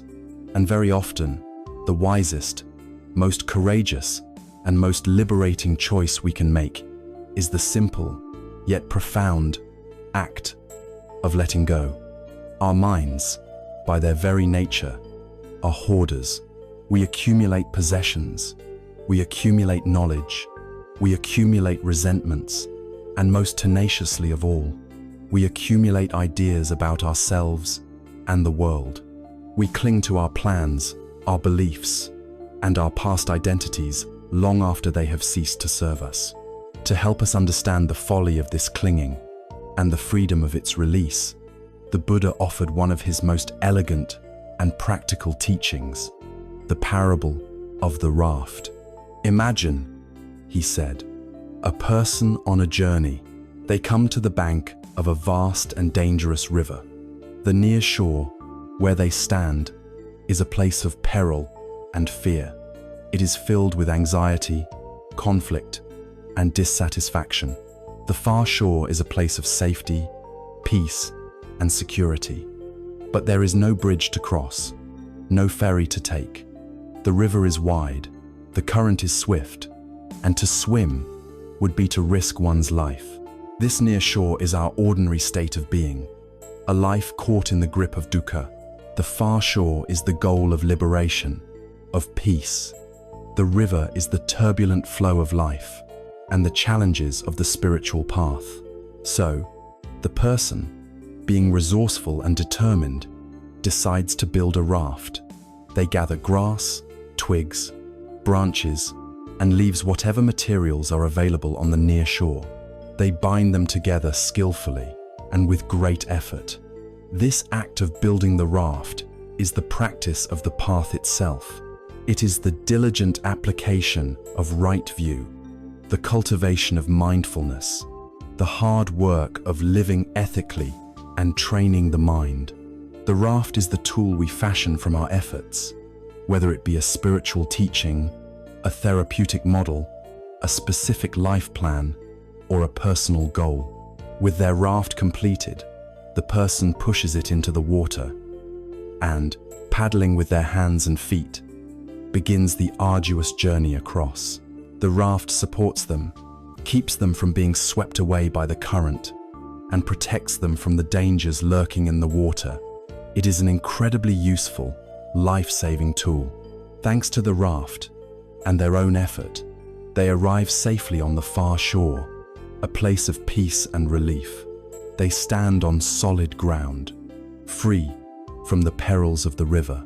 Now comes the crucial part of the story. The person looks back at the raft with immense gratitude. This raft, they think, has been so incredibly helpful to me. It saved my life. I gathered the materials for it. I built it with my own hands. It carried me to safety. It would be wrong to just leave it here to rot. The best thing to do would be to hoist it onto my head or my shoulders and carry it with me as I continue my journey on dry land. End quote. The Buddha then turned to his monks and asked them, "What do you think? By carrying the raft with him on land, would that person be acting wisely?" The answer, of course, is a resounding no. The raft, which was the very definition of a useful tool on the water, has now become a heavy, cumbersome, and utterly useless burden on dry land. The wise course of action, the Buddha explained, would be for the person to beach the raft or set it adrift. They could feel gratitude for its service, acknowledge its profound usefulness, and then walk on, unencumbered and free, into the new landscape of the far shore. In the same way, the Buddha concluded, "I have taught the Dharma as being like a raft, for the purpose of crossing over, not for the purpose of holding on to." This is a staggering statement.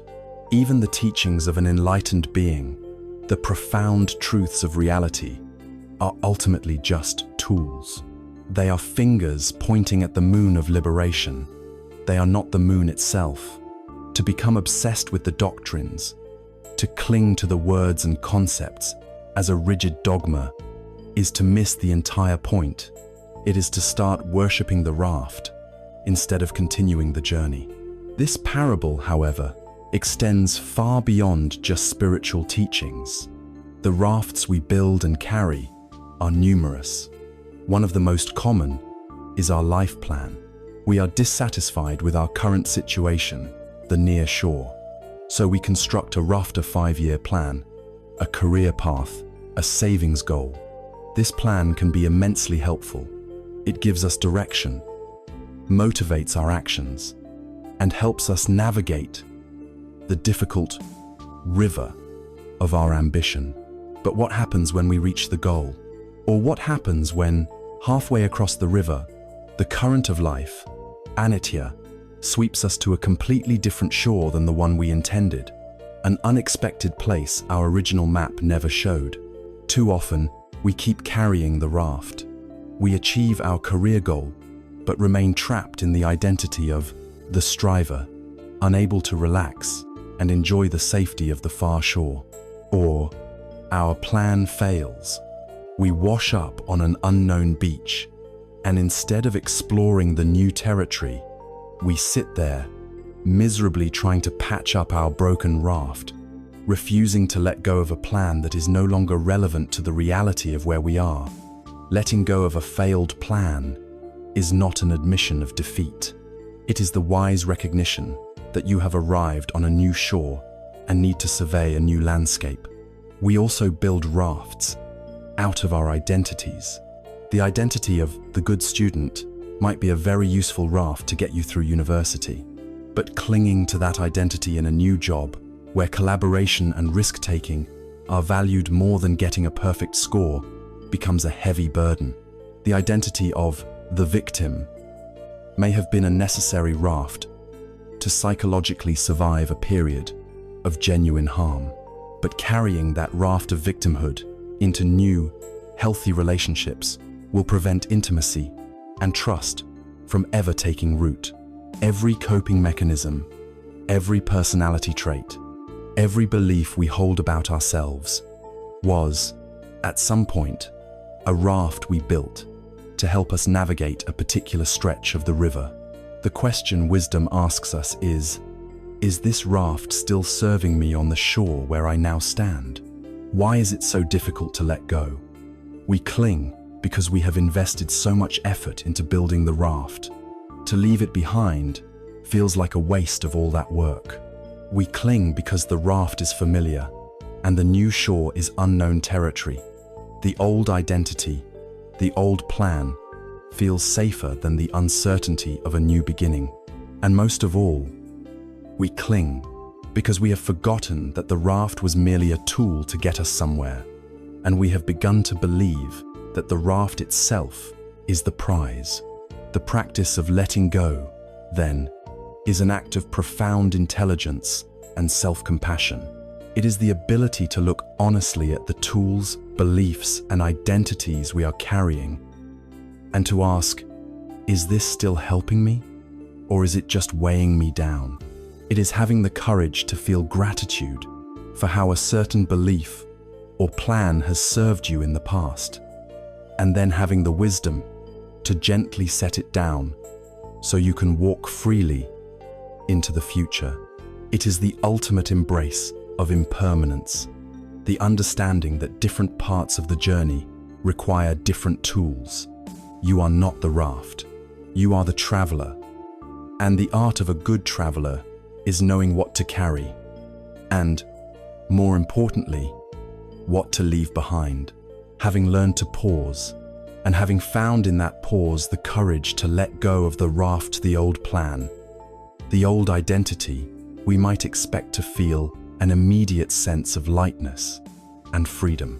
But often, what rushes into the space we have cleared is not peace, but the harsh, grating voice of our own inner critic. This is the voice of self-recrimination, the internal judge that replays our perceived failures on an endless loop. You should have known better. It scolds. You wasted so much time. You are a failure. We may have let go of the raft, but we are still beating ourselves up for having built it in the first place, or for not having navigated it more skillfully. To be truly free, we must learn to silence this inner tormentor, not through force, but by cultivating its opposite, a gentle, radical, and unconditional kindness toward ourselves. This is the practice of the boundless heart, the cultivation of two interwoven qualities known as metta and karuna. Metta, often translated as loving kindness, is the sincere and unconditional wish for the well-being of oneself and others. It is not a romantic or sentimental emotion. It is a steady, benevolent warmth, like the warmth of the sun, which shines on all beings without discrimination. Metta is the wish. May you be happy. May you be well. Karuna, or compassion, is what happens when this loving kindness encounters suffering. It is the heart's tremor in the face of pain, the active wish. May you be free from this suffering. It is not pity, which creates distance and looks down from a position of superiority. Compassion builds a bridge. It is the recognition of our shared humanity in the face of life's inevitable difficulties. It says, I feel this with you. For many of us, it is far easier to extend these qualities to others than to offer them to ourselves. We can be incredibly forgiving of a friend's mistakes, yet relentlessly harsh when we make the very same error.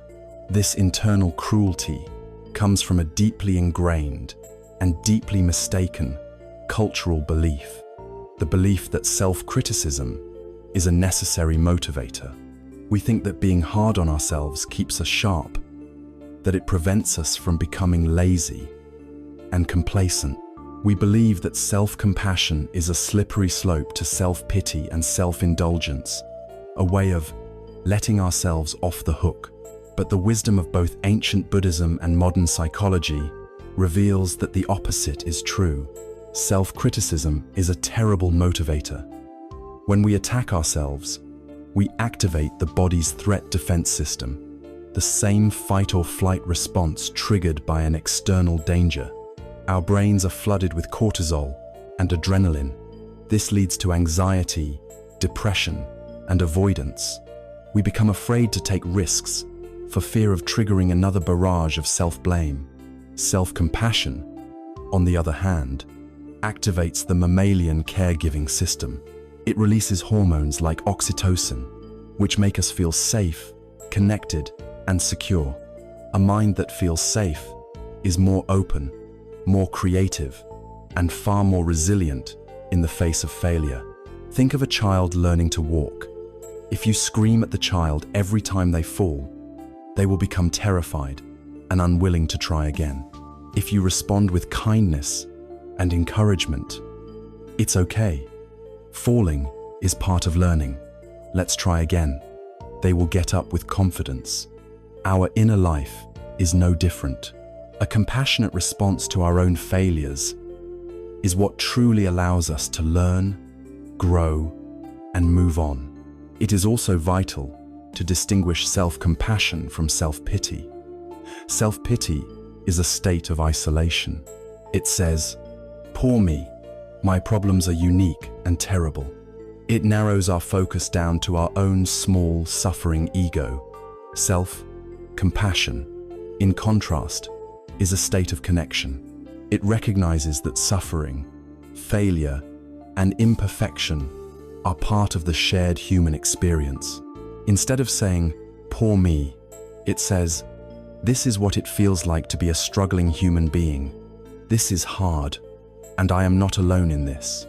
This recognition is the very heart of karuna. The classic Buddhist story that illustrates this journey from isolating grief to universal compassion is that of Kisa Gotami. Kisa Gotami was a young woman whose infant son died.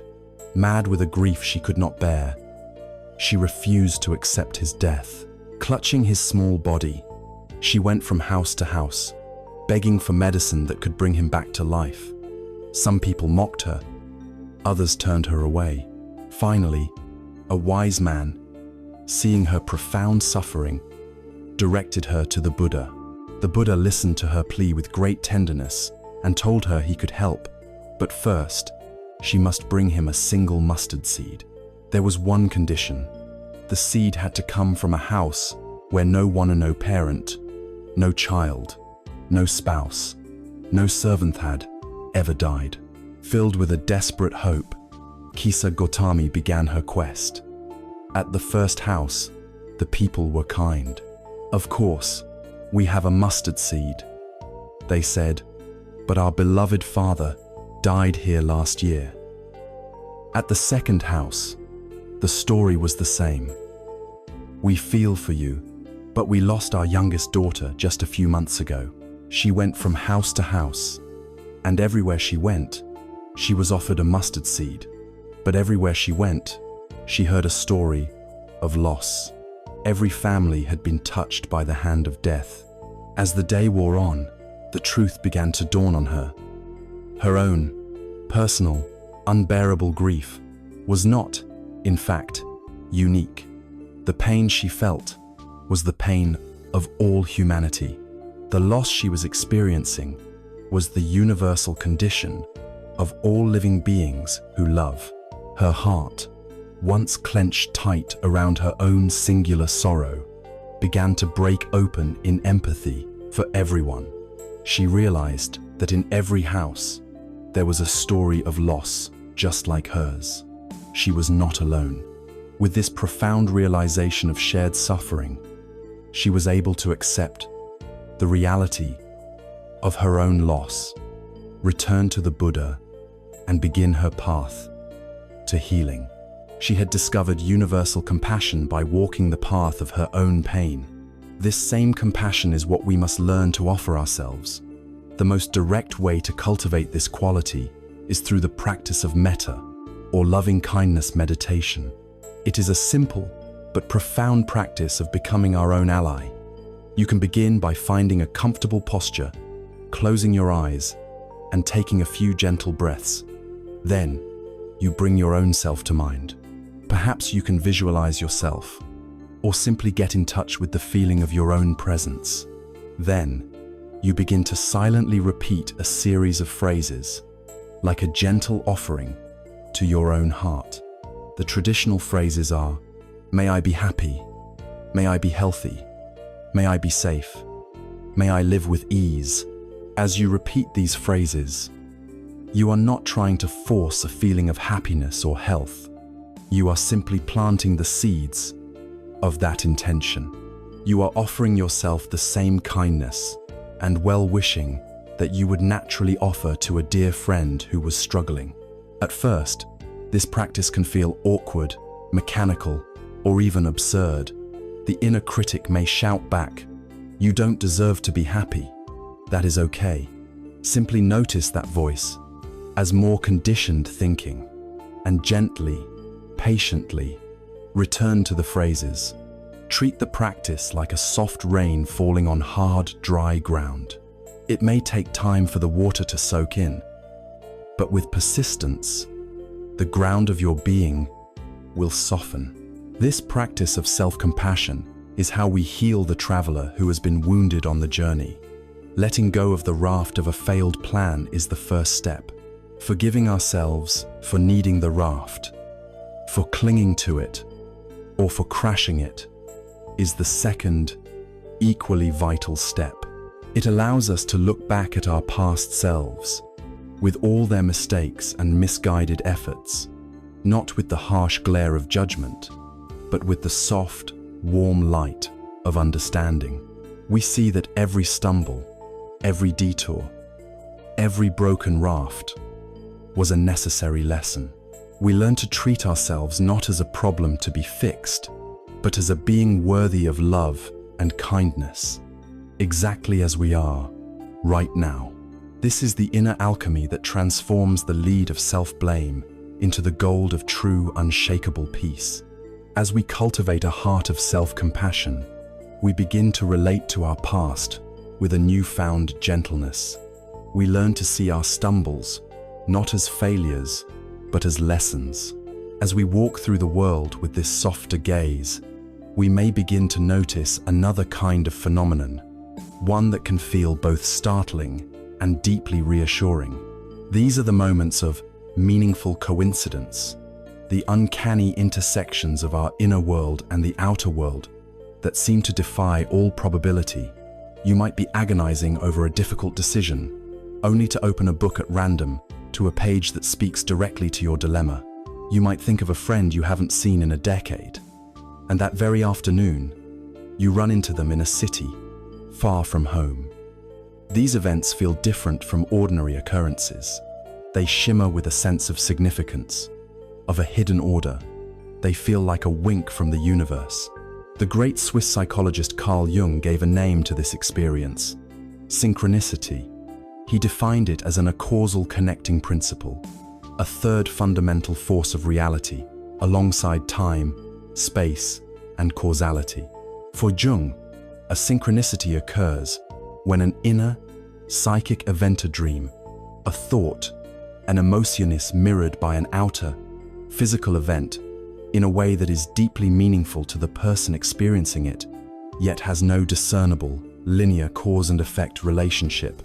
His classic example involved a patient, a highly rational woman who was stuck in her therapy. She recounted a powerful dream she'd had about being given a piece of jewelry in the shape of a golden scarab beetle. As she was telling Jung the dream, he heard a gentle tapping at his office window. He opened it, and a beetle, a type of golden-green scarab, flew into the room. He caught it and presented it to his patient, saying, "Here is your scarab." The sheer impossibility of this event shattered the woman's rigid rationalism and opened the door to a profound therapeutic breakthrough. For Jung, the dream did not cause the beetle to appear, nor did the beetle cause the dream. The two events were connected acausally by their shared meaning. Jung theorized that these events occur when an archetypia, universal, primordial pattern from our shared, collective unconscious is activated in an individual's psyche. The outer world then constellates a corresponding event, creating a resonance, a moment where the inner and outer worlds vibrate at the same frequency. The appeal of this idea is immense. It suggests that our inner lives are not isolated from the cosmos, that there is a layer of reality where mind and matter are not separate, and that meaning is not just something we create, but something that is woven into the very fabric of existence. It can give us a powerful sense of guidance, of being part of a larger, meaningful story. The Buddhist perspective, shaped by the lens of Zen, does not deny the reality of these powerful experiences. The feeling of awe and meaning is absolutely real. However, it offers a different, and perhaps even more profound, explanation for them.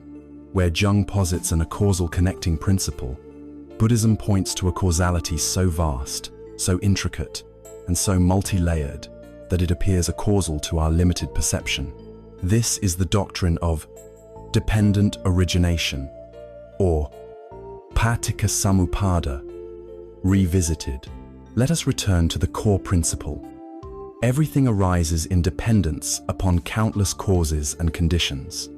Our minds are conditioned to see simple, linear causality. A hits B, and B causes C. We can understand that, but we are constitutionally blind to the reality that every event is the result of billions of intersecting causal chains stretching back through time. Let's explore a modern example. Imagine you are feeling deeply stuck and unhappy in your job. You spend a weekend in a state of intense contemplation, finally admitting to yourself that you need to make a change, that you feel a pull toward a career in healing, perhaps as a therapist. On Monday morning, feeling vulnerable but resolute, you take a different route to work for the first time in years. As you wait at a crosswalk, a bus pulls up, and on its side is a large advertisement for a master's program in counseling psychology at a local university. The timing feels so perfect, so magical, that it takes your breath away. The Jungian interpretation would call this a classic synchronicity. Your inner state, the activation of a desire for a new path. Perhaps the healer archetypus, been meaningfully mirrored by an external event. It is a sign from the universe, confirming your new direction. The Zen or Buddhist interpretation would look at the same event through the lens of dependent origination and see not an absence of cause, but an infinity of causes. Let's trace just a few of the threads.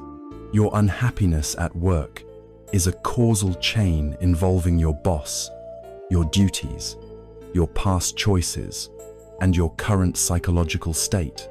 Your decision to take a new route is a causal chain involving your mood that morning, a desire for novelty, or maybe a subconscious memory of a coffee shop on that street. The existence of the advertisement is another, entirely separate causal chain. It involves the university's marketing department, the budget they were allocated, the graphic designer who created the ad, the advertising agency that booked the space on the bus, and the company that prints the vinyl wraps. The bus driver's schedule, the city's traffic patterns, the timing of the traffic light where you are standing. Each of these is another complex causal chain. The magical moment of you seeing that specific ad at that specific time is simply the intersection point of these millions of independent yet interconnected causal threads. It feels like magic, not because it is without cause, but because it is impossible for your mind to comprehend the sheer scale and complexity of its causality. This is the difference between seeing two shining jewels in Indra's net and seeing the entire net. The experience of synchronicity is like suddenly noticing the reflection of a distant, specific jewel in the one right before you. It feels miraculous because you don't see the intricate, invisible web of light that connects them. The Buddhist perspective invites you to feel awe, not just for the two resonating jewels, but for the entire, breathtakingly ordered structure of the net itself. This difference in explanation has profound implications for how we live. The idea of synchronicity, while beautiful, can subtly reinforce the ego. The meaning is often interpreted as being personal. The universe is sending me a sign. It can make us feel like we are the central character in a cosmic drama, that the universe is personally invested in our story. This can be comforting, but it can also inflate the sense of a separate, special self, which is the very thing Buddhist practice seeks to see through. The dependent origination perspective, however, tends to dissolve the ego. The event is no longer a special message for me. It is simply a natural, lawful manifestation of an impersonal, universal process. The awe it inspires is not one of self-importance, but of profound humility. We are humbled by the recognition of our place within this vast, intricate web of life. We are not the star of the show. We are a single, vital thread in an infinite tapestry. This also changes our relationship to action. A belief in synchronicity can sometimes lead one to passively wait for signs, to look for external validation before making a move. The Buddhist view, which always includes the law of karma or skillful intention, is inherently active. The meaningful coincidence is not a divine command. It is simply another condition that has arisen in the present moment. It is a powerful reminder of the interconnectedness of all things, and a potent invitation to pay very close attention. But the responsibility for a skillful response still rests with us. The awe and energy we feel from such a moment should be channeled directly into our practice, into mindfulness, into clear seeing, and into choosing our next intention with wisdom and compassion. The Zen perspective does not seek to debunk synchronicity or to strip the magic from these profound moments. It seeks to deepen it, to democratize it. It relocates the magic from the realm of the rare, the spooky, and the acausal, and places it squarely in the heart of every ordinary moment. The miracle is not that the universe sometimes winks at us. The miracle is that the universe is one single, continuous, and perfectly ordered wink. Every breath, every falling leaf, every traffic jam is an event of such staggering causal complexity that it should rightfully bring us to our knees in awe. The invitation, then, is to shift our focus. We can stop searching the sky for the rare and spectacular flash of lightning, and instead learn to see the quiet, constant, and infinitely more profound miracle of the sunlight that illuminates everything, all the time. After journeying through the intricate pathways of causality, the formless nature of the self, and the ceaseless river of impermanence, we arrive at a need for a symbol, a single, elegant image capable of holding all of this profound wisdom in a form that the heart can understand. In the tradition of Zen, such a symbol exists. It is not a complex mandala or a golden statue, but something far more immediate, human, and beautifully imperfect. It is the enso, the hand-drawn circle. At first glance, it is deceptively simple, a circle of black ink on white paper. Yet within its singular flowing stroke lies a complete expression of the enlightened mind and a perfect metaphor for our own lives. The enso is not merely a drawing, it is a spiritual practice, a form of meditation in motion.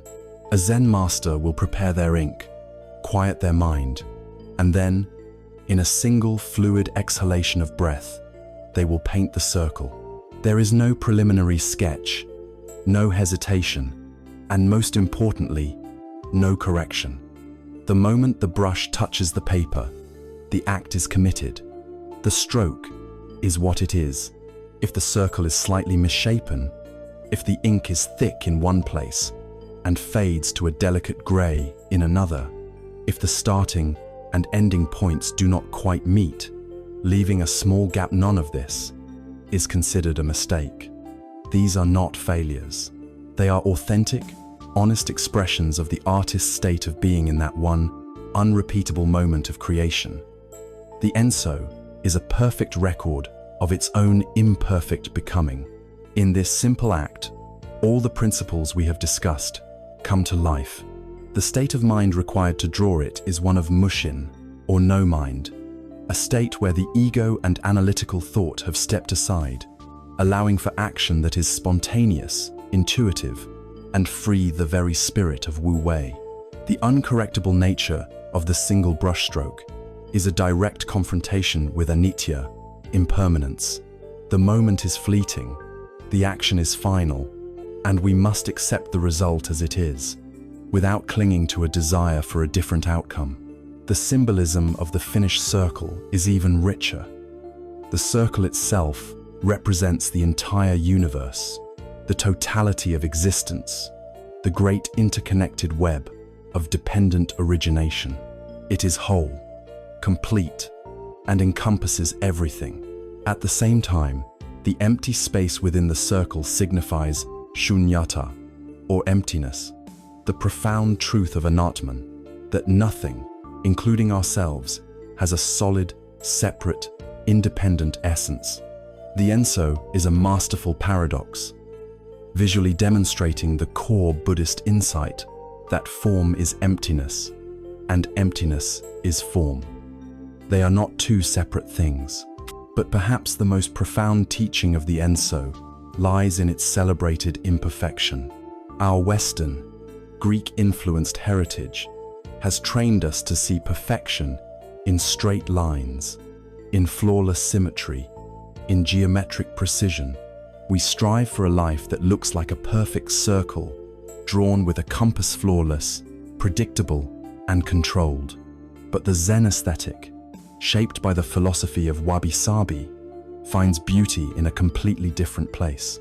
Wabi-sabi is the art of appreciating the beauty in things that are imperfect, impermanent, and incomplete. Wabi speaks of a rustic simplicity, a quietness, an understated elegance. Sabi speaks of the beauty that comes with age, wear, and the marks of time.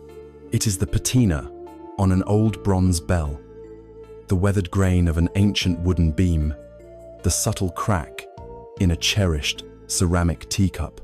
In Japan, there is an art form called kintsugi, which is the practice of repairing broken pottery with lacquer mixed with powdered gold. Instead of trying to hide the cracks, kintsugi highlights them, celebrating them as a part of the object's unique history. The philosophy is that the bowl is more beautiful for having been broken. The golden seams are a testament to its resilience, its story, its journey through time. The breaks are not a mark of failure, but a source of emergent beauty. The enso is an embodiment of this spirit. Its imperfections are its character, and so it is with our lives. We strive for the flawless, compass-drawn circle, but our actual lives are always hand-drawn ensos. They are filled with wobbles, with shaky lines, with patches where the ink of our enthusiasm runs thin, and with gaps where our plans did not meet our expectations. We, conditioned by our culture, see these imperfections as failures. We look at the gap between where we are and where our phantom timeline said we should be, and we feel shame. We see the shaky lines of our mistakes, and we feel regret. But from the perspective of the enso, these are not failures. They are simply the authentic, unerasable marks of a life being lived. They are what make our life our own. They are our kintsugi seams, the very source of our unique character and depth. The common practice of leaving a small gap in the enso circle is particularly meaningful. This opening signifies that the circle is not a closed, finished, and static system. It is open to the world, open to possibility, open to the future. It is in this gap, in our own incompletion, that the potential for growth, learning, and connection resides. A life that is perfect and closed off is a dead life. It is our imperfections, our vulnerabilities, our gaps that keep us alive, that keep us striving, that allow love and wisdom to enter. To embrace the wisdom of perfect timing, therefore, is to embrace the enso of your own life. It is to let go of the impossible ideal, of the machine-drawn circle, and to fall in love with the wobbly, imperfect, beautiful, and authentic circle that your life actually is. It is to look at your past with all its so-called wrong turns, its failed relationships, its abandoned careers, and see it not as a series of mistakes, but as the unique and necessary brushstrokes that have shaped your particular circle. Every experience, every joy, every heartbreak has laid down a layer of ink. To wish any of it away would be to change the entire painting. When you feel that you have failed, or that your life is imperfect, you are comparing your hand-drawn enso to an imaginary compass-drawn ideal. The practice is to simply stop comparing. The practice is to look at the whole of your life circle, right now, in this moment, and to see it as whole and complete, not in spite of its imperfections, but because of them. It is a perfect expression of your unique journey through time. This is not a passive acceptance. The brush is still in your hand, in every moment, with every conscious breath, with every skillful intention. You are continuing to draw the stroke. The enso is not finished until the final breath. By understanding this, we can begin to hold the brush with a lighter touch. We can learn to move with the flow of our own life's unfolding. Wu Wei. accepting the mark we make on the paper without harsh judgment, shoshin, and trusting that the final shape, whatever it may be, will be a complete and honest expression of the being that we are. The goal is not to draw a perfect circle. The goal is to be fully present for the drawing of this one. That is where the only true perfection can ever be found.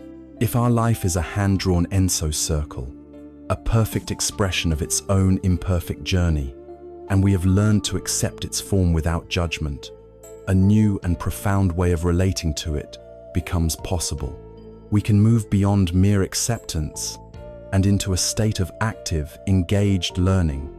This is the radical shift from seeing life as a series of events to be endured to seeing life as a series of lessons to be learned. It is the understanding that every moment, every person, and every circumstances, especially the difficult one, is our teacher, a guru in disguise, offering us exactly the curriculum we need for our own awakening. In our ordinary state of mind, we categorize our experiences. We see some people and situations as beneficial to us: the supportive friend, the unexpected promotion, the sunny day. We see others as obstacles to our happiness: the demanding boss, the traffic jam, the critical comment. We spend our lives trying to maximize our contact with the first category and minimize our contact with the second. But this perspective keeps us in a state of constant struggle, forever arranging the external world in a futile attempt to find lasting peace. The wisdom of the student mind, however, turns this entire model on its head. It recognizes that our greatest growth comes not from the easy times, but from the difficult ones. The obstacles are the path. Consider the difficult person in your life. It may be a boss who is impossible to please, a relative who constantly criticizes you, or a colleague who undermines your work. Our habitual reaction is one of aversion, frustration, and blame. We see them as the source of our suffering. But from this new perspective, this person is not an obstacle. They are a highly advanced spiritual teacher, a master sensei assigned specifically to you. Their curriculum is custom, designed for your growth. They are teaching you patience, a quality you could never learn if everyone was agreeable. They are teaching you how to set firm, compassionate boundaries, a skill you would never develop if no one ever crossed them.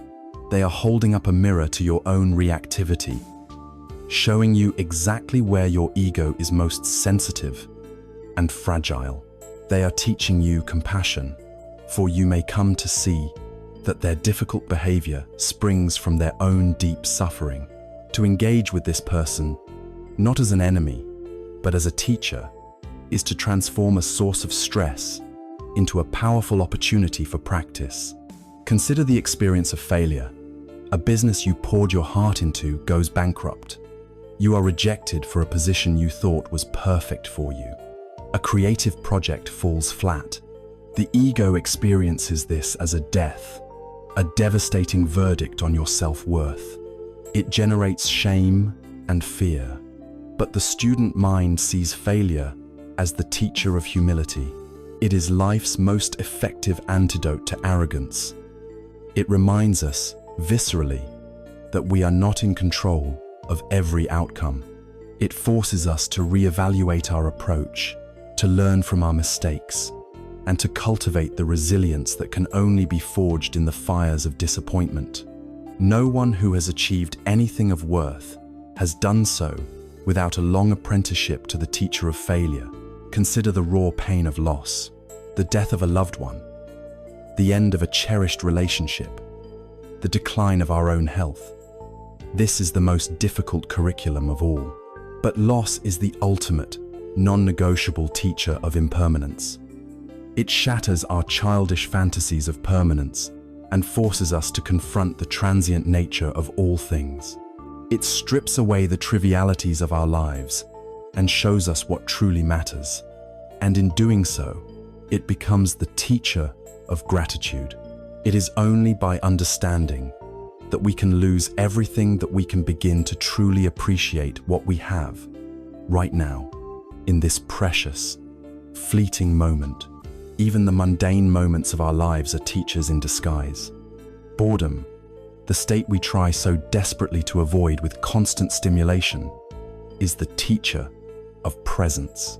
It invites us to put down our phones, to stop seeking the next distraction, and to simply be with the unadorned reality of the present. It teaches us that peace is not found in a more exciting stimulus, but in ceasing our resistance to the quiet simplicity of what is. A traffic jam is a teacher of patience. A sudden illness is a teacher of the body, instructing us on its fragility and its amazing capacity for healing. The central practice of the student mind is the cultivation of a transformative question. When an unwanted event occurs, the ego's question is always, "Why is this happening to me?" This question immediately casts us in the role of a victim and sends our minds spiraling into stories of blame and injustice. The student's question is radically different. It is, "What is this trying to teach me?" This single question shifts everything. It moves us from a passive, victimized stance to an active, engaged, and curious one. It presupposes that there is meaning to be found in the situation, that there is a lesson embedded in the chaos. It transforms life from a random series of attacks into a purposeful, if sometimes painful, curriculum. The ultimate embodiment of this perspective is found in the story of the great Japanese Zen master, Hakuin. Hakuin was revered in his community for his wisdom and integrity. One day, a young woman in the village became pregnant, and, under intense pressure from her furious parents, she named Hakuin as the father. The parents, along with the other villagers, stormed to the temple in a rage, screaming insults at the master who had betrayed their trust. When they confronted him with the accusation, Hakuin's only reply was a calm, quiet, "Is that so?" His reputation was destroyed. When the child was born, it was brought to him. He accepted the baby without protest and cared for it tenderly for the next year, begging for milk from his former patrons, who now viewed him with contempt. A year later, the young mother, tormented by her conscience, confessed to her parents that the child's real father was a young man who worked at the fish market. The parents were horrified at their mistake and, along with the villagers, rushed back to Hakuin. They bowed low, apologizing profusely, explaining what had happened, and asking for his forgiveness and the return of the child. Hakuin listened calmly, and as he handed the baby back to them, his only reply was, "Is that so?" Hakuin's response, "Is that so?" is one of the most profound expressions of the student mind. He did not resist reality. He did not defend his ego or his reputation. He saw the accusation not as a personal attack, but simply as a new condition that had arisen. He did not see the villagers as his enemies. He saw a situation that required a certain action in this case, caring for an infant. His inner peace was never contingent on their praise or their blame. He treated the entire catastrophic event as just another lesson from the universe, another moment to be experienced and responded to with simple presence. He was not a victim of circumstance. He was a master student of life. This is the invitation being offered to us. We can choose to see our life as a random series of problems to be solved, or threats to be defended against. Or we can choose to see our life as a perfectly designed, deeply compassionate, and infinitely wise university, and ourselves as its sole, honored student. With this shift in perspective, everything changes. There are no more mistakes, only lessons. There are no more enemies, only teachers. There are no more delays or disasters, only a curriculum. The universe is no longer happening to you, It is happening for you. It is conspiring to awaken you. Your guru is not somewhere else. Your guru is right here, disguised as your life. Your only task is to show up for class. Having learned to see every moment as our teacher, we must eventually ask, what is the ultimate lesson? Towards what state of being is this vast, intricate curriculum of life guiding us? If the spiritual journey is a path, where does it lead? The answer, found in the deep, quiet wisdom of both Zen and its philosophical ancestor, Taoism, is that the journey does not lead to a new, more complex destination. It is a journey home. The ultimate lesson is a great unlearning, a return to a state of profound simplicity, authenticity, and naturalness. The perfect symbol for this state is the Taoist concept of Puth uncarved block. Imagine a block of wood, fresh from the forest. It is a simple, unadorned thing. It smells of resin and earth. Its grain tells the story of its slow growth, of seasons of sun and rain. It is not yet a table, nor a chair, nor a statue, nor a weapon. It is pure, unblemished potential. It could become anything. This is Pu. It is our original nature, our innate state of being, before the world begins its carving. From the moment we are born, the carving process begins. Our parents, our teachers, our society, with the best of intentions, pick up their chisels and mallets. They begin to shape us. They teach us a name, a language, a set of beliefs. They tell us what is valuable and what is worthless, what is beautiful and what is ugly, what constitutes success and what constitutes failure. We learn to suppress our natural inclinations in favor of socially acceptable ones. We are carved into a specific role, a son or a daughter, a student, and later, a doctor, a plumber, an artist, a failure, a success. Our boundless, raw potential is channeled and confined into a single, defined shape. This collection of labels, roles, memories, and ambitions becomes our ego, the carved self we present to the world and mistake for our true identity.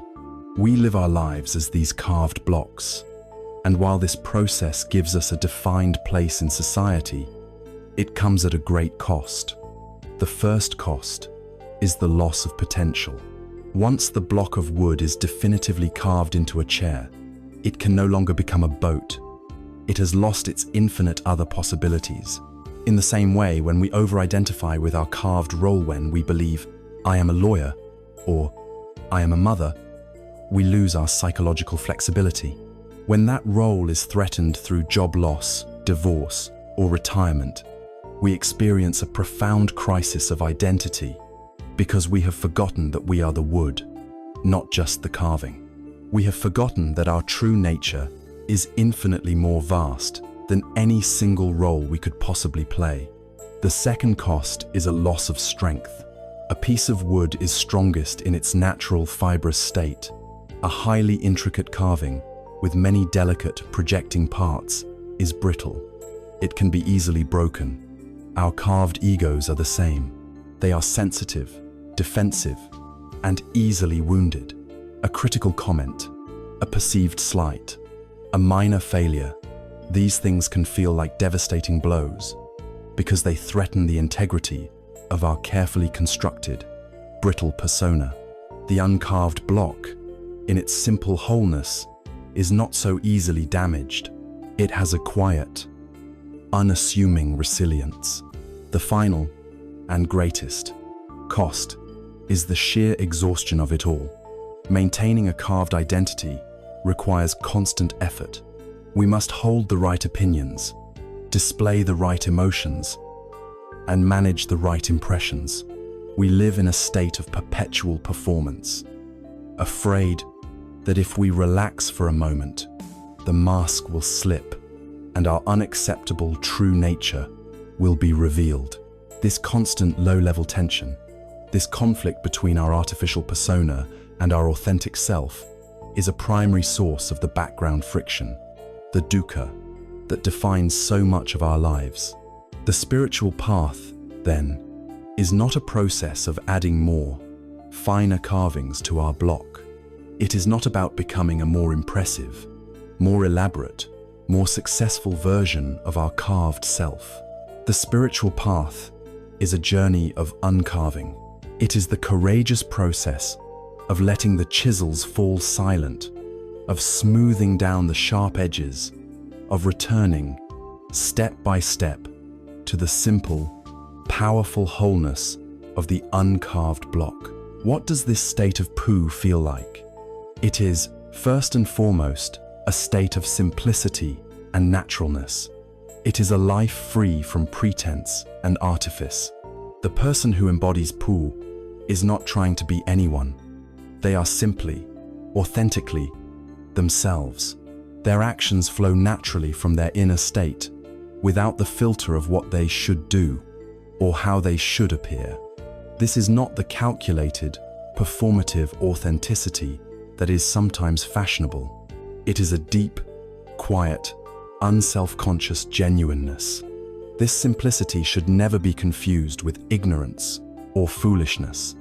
It is, in fact, a state of profound, non-conceptual wisdom. It is a deep trust in one's own innate intuition, the inner knowing that allows for the effortless, effective action of wu-wei. The carved mind is full of loud, conflicting information and theories. The uncarved mind is quiet enough to hear the subtle whisper of reality itself. It knows without needing to know how it knows. A story is told of a great master carpenter and a Taoist sage walking through a forest. They come upon a magnificent ancient oak tree, so large and gnarled that its branches could provide shade for 100 people.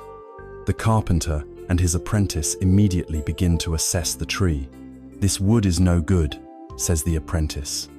"The trunk is too twisted to make long beams. The branches are too crooked to make furniture. It's useless." The master carpenter agrees. They walk on, leaving the tree alone. Later that day, the sage explains to his own student, "That tree will live a long and happy life, precisely because it is useless from the carpenter's point of view, because it could not be easily carved into something else. It was allowed to fulfill its own true nature, to become a perfect tree."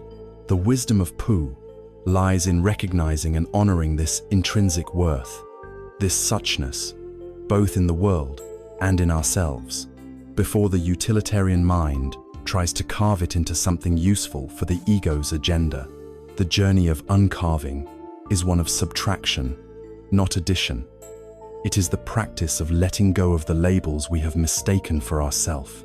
We use our mindfulness practice to see the thought, "I am a success," or "I am a failure," and to recognize it as just that, a temporary, conditioned thought, not our fundamental being.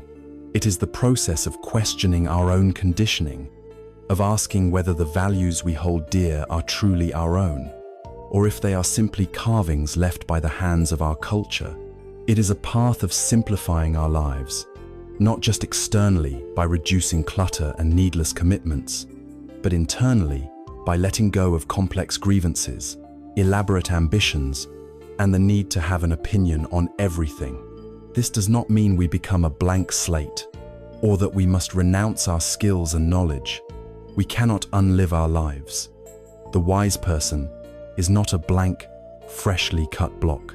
They are more like a piece of ancient driftwood found on the shore. It has been shaped and smoothed by its long journey through the ocean. It carries the history of its travels in its very texture. Yet, it has returned to an elemental simplicity. It is no longer a specific branch from a specific tree, but it has not been carved into a chair or a table. It is simply, beautifully, itself. It has been shaped by life, but it is no longer rigidly defined by any single part of its journey.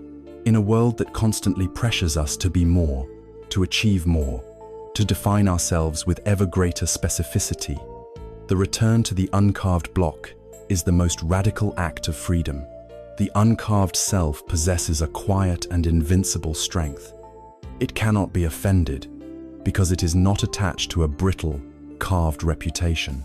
It cannot be defeated because it does not cling to a single, fixed definition of victory.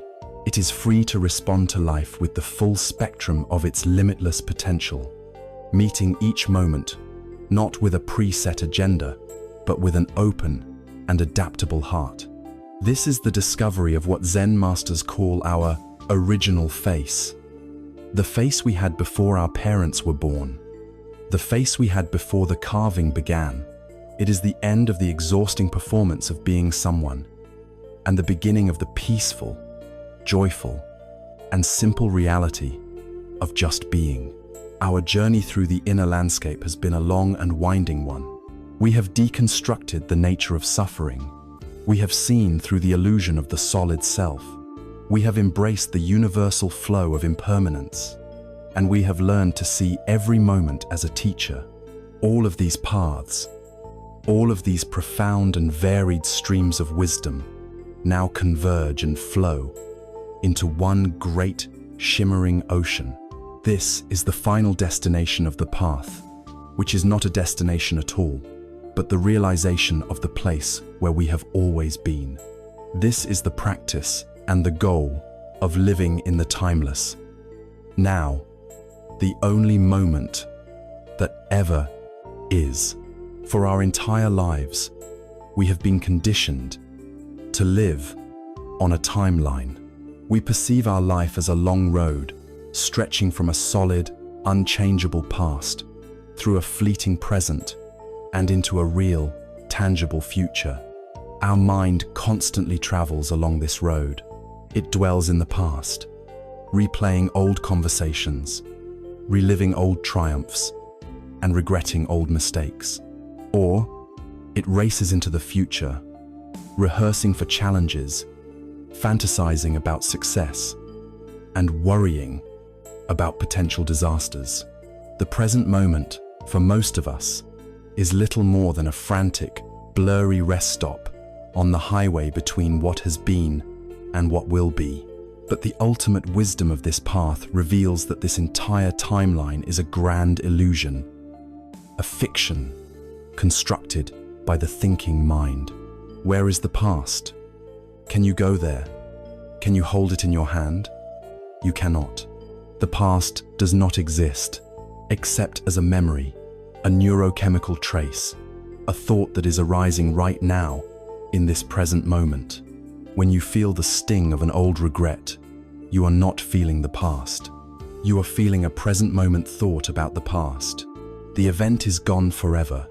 Only its ghost, which you are generating now, remains to haunt you. And where is the future? It is even less real. It has never existed. It is a projection, a fantasy, a hope, a fear. It is a mental construction, a movie you are producing and directing in your own mind right now. The anxiety you feel about a future event is not a reaction to the future itself. It is a present moment reaction to your own present moment thoughts. The future is always and only a concept. When we see this with absolute clarity, we are left with a staggering, world-shattering truth. The only time that is real, the only place where life is ever happening, is the timeless, ever-present now. Your entire life, everything you have ever experienced or ever will experience, happens in an unbroken series of present moments. Life is not a long road. It is a single point of light, eternally unfolding. This realization is the ultimate antidote to our anxiety about perfect timing. The entire notion of timing, whether good or bad, is a product of the illusory timeline. The feeling that we are behind schedule is a comparison of our present reality to a thought about the future. The feeling that we have made a mistake is a comparison of our present reality to a thought about the past.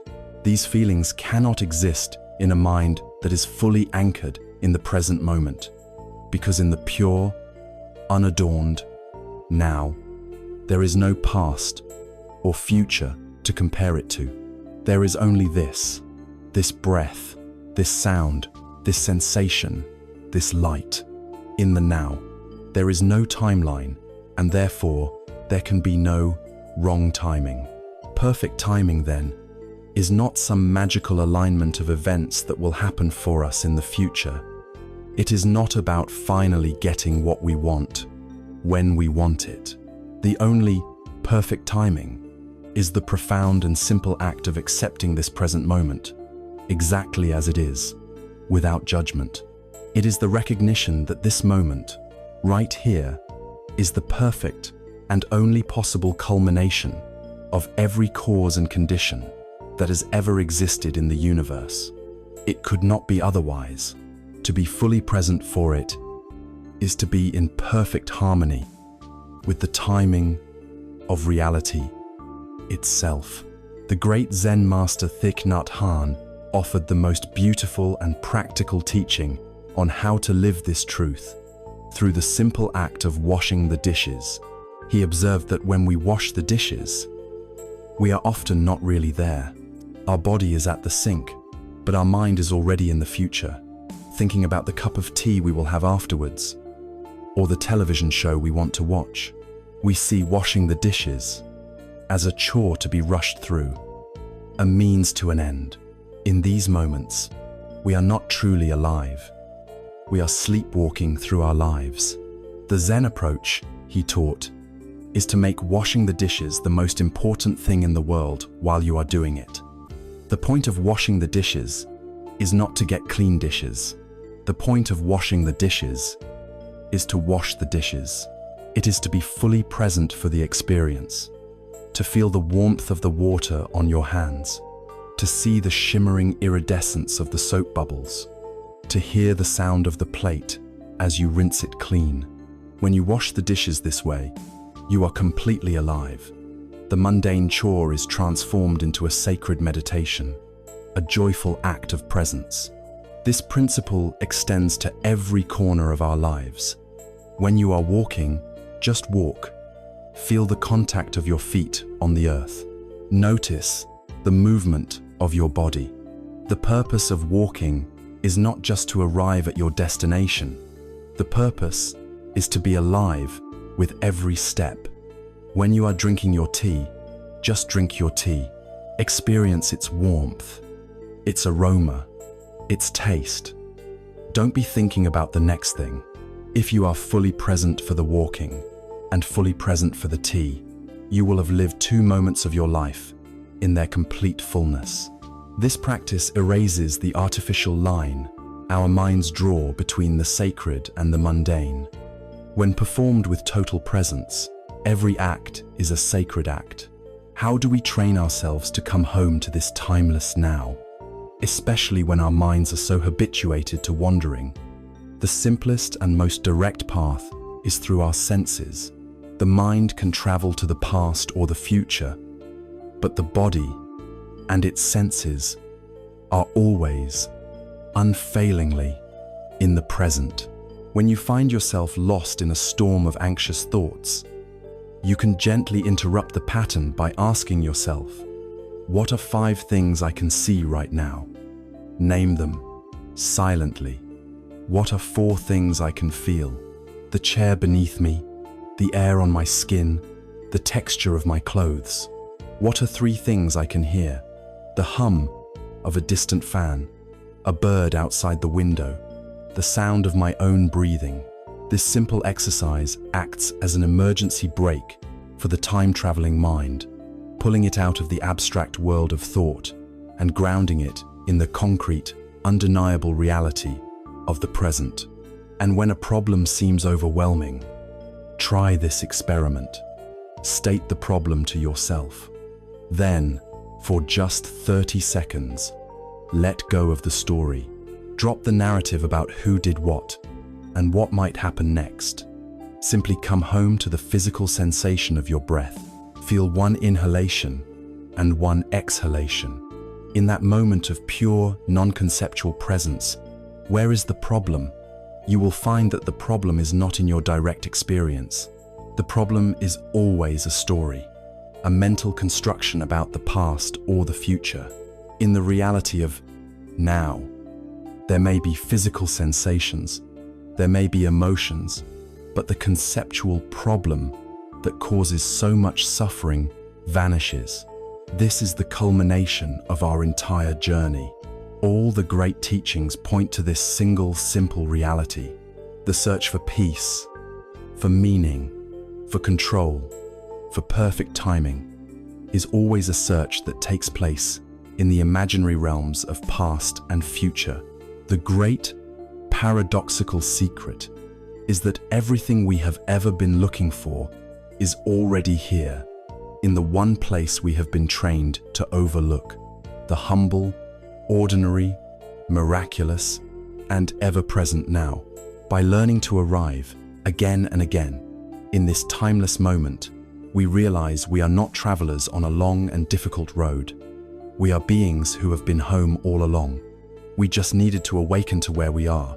We have traveled a great distance together on this journey inward. We began in the familiar, anxious landscape of the modern mind, haunted by the ghost of a life that should have been, feeling perpetually behind a schedule that never truly existed. We stood at the closed gate, convinced we were the victims of random, cruel timing. From that place of suffering, we began a gentle inquiry.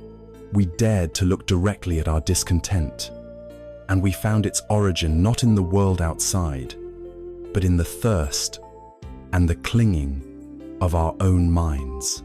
We then zoomed out to see the vast, cosmic web of interconnection that binds all of existence, the law of dependent origination that reveals the profound truth that nothing is an accident.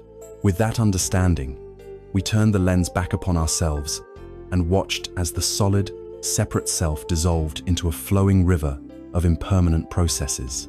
We learned that to fight this river is futile, and so we explored the art of flowing with it through the effortless action of Wu Wei and the open curiosity of a beginner's mind. We discovered the sacred power of the pause, the space between stimulus and response where our freedom is born. And in that space, we learned the liberating wisdom of letting go of the raft, of releasing the old plans and identities that no longer serve us, and of healing the traveler with the gentle balm of self-compassion. Finally, all of these paths led us home, to the only place where life ever truly happens, the timeless, ever present now. If there is one essential truth to carry forth from this journey, it is this: the peace you seek is not an external destination. It is an internal state of being, cultivated by aligning your mind with the true nature of reality. The idea of no coincidence or perfect timing is not a passive belief in fate that asks you to do nothing. It is an active and courageous invitation to pay attention. It is a call to trust the unfolding process of your life, to see the wisdom and the lesson in what is, rather than constantly judging it against the phantom of what you think it should be. The goal is not to finally arrange the world so that it never causes you pain. The goal is to cultivate a mind so spacious, wise, and compassionate that it can meet any circumstance with unshakable peace. You are not a helpless cork, tossed on a chaotic ocean. You are a skilled navigator, and you now hold the map and the compass. The map is the wisdom of how reality works. The compass is the practice of mindfulness that keeps you oriented in the present moment.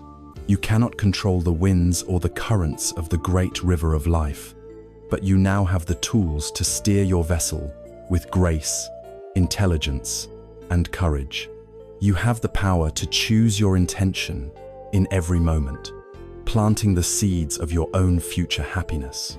Your life, with all its unique and unpredictable turns, its sorrows and its unexpected joys, is not a mistake. It is your enso. It is your path. It is the perfect curriculum for your own awakening. Trust the unfolding. Trust the teacher. Trust yourself.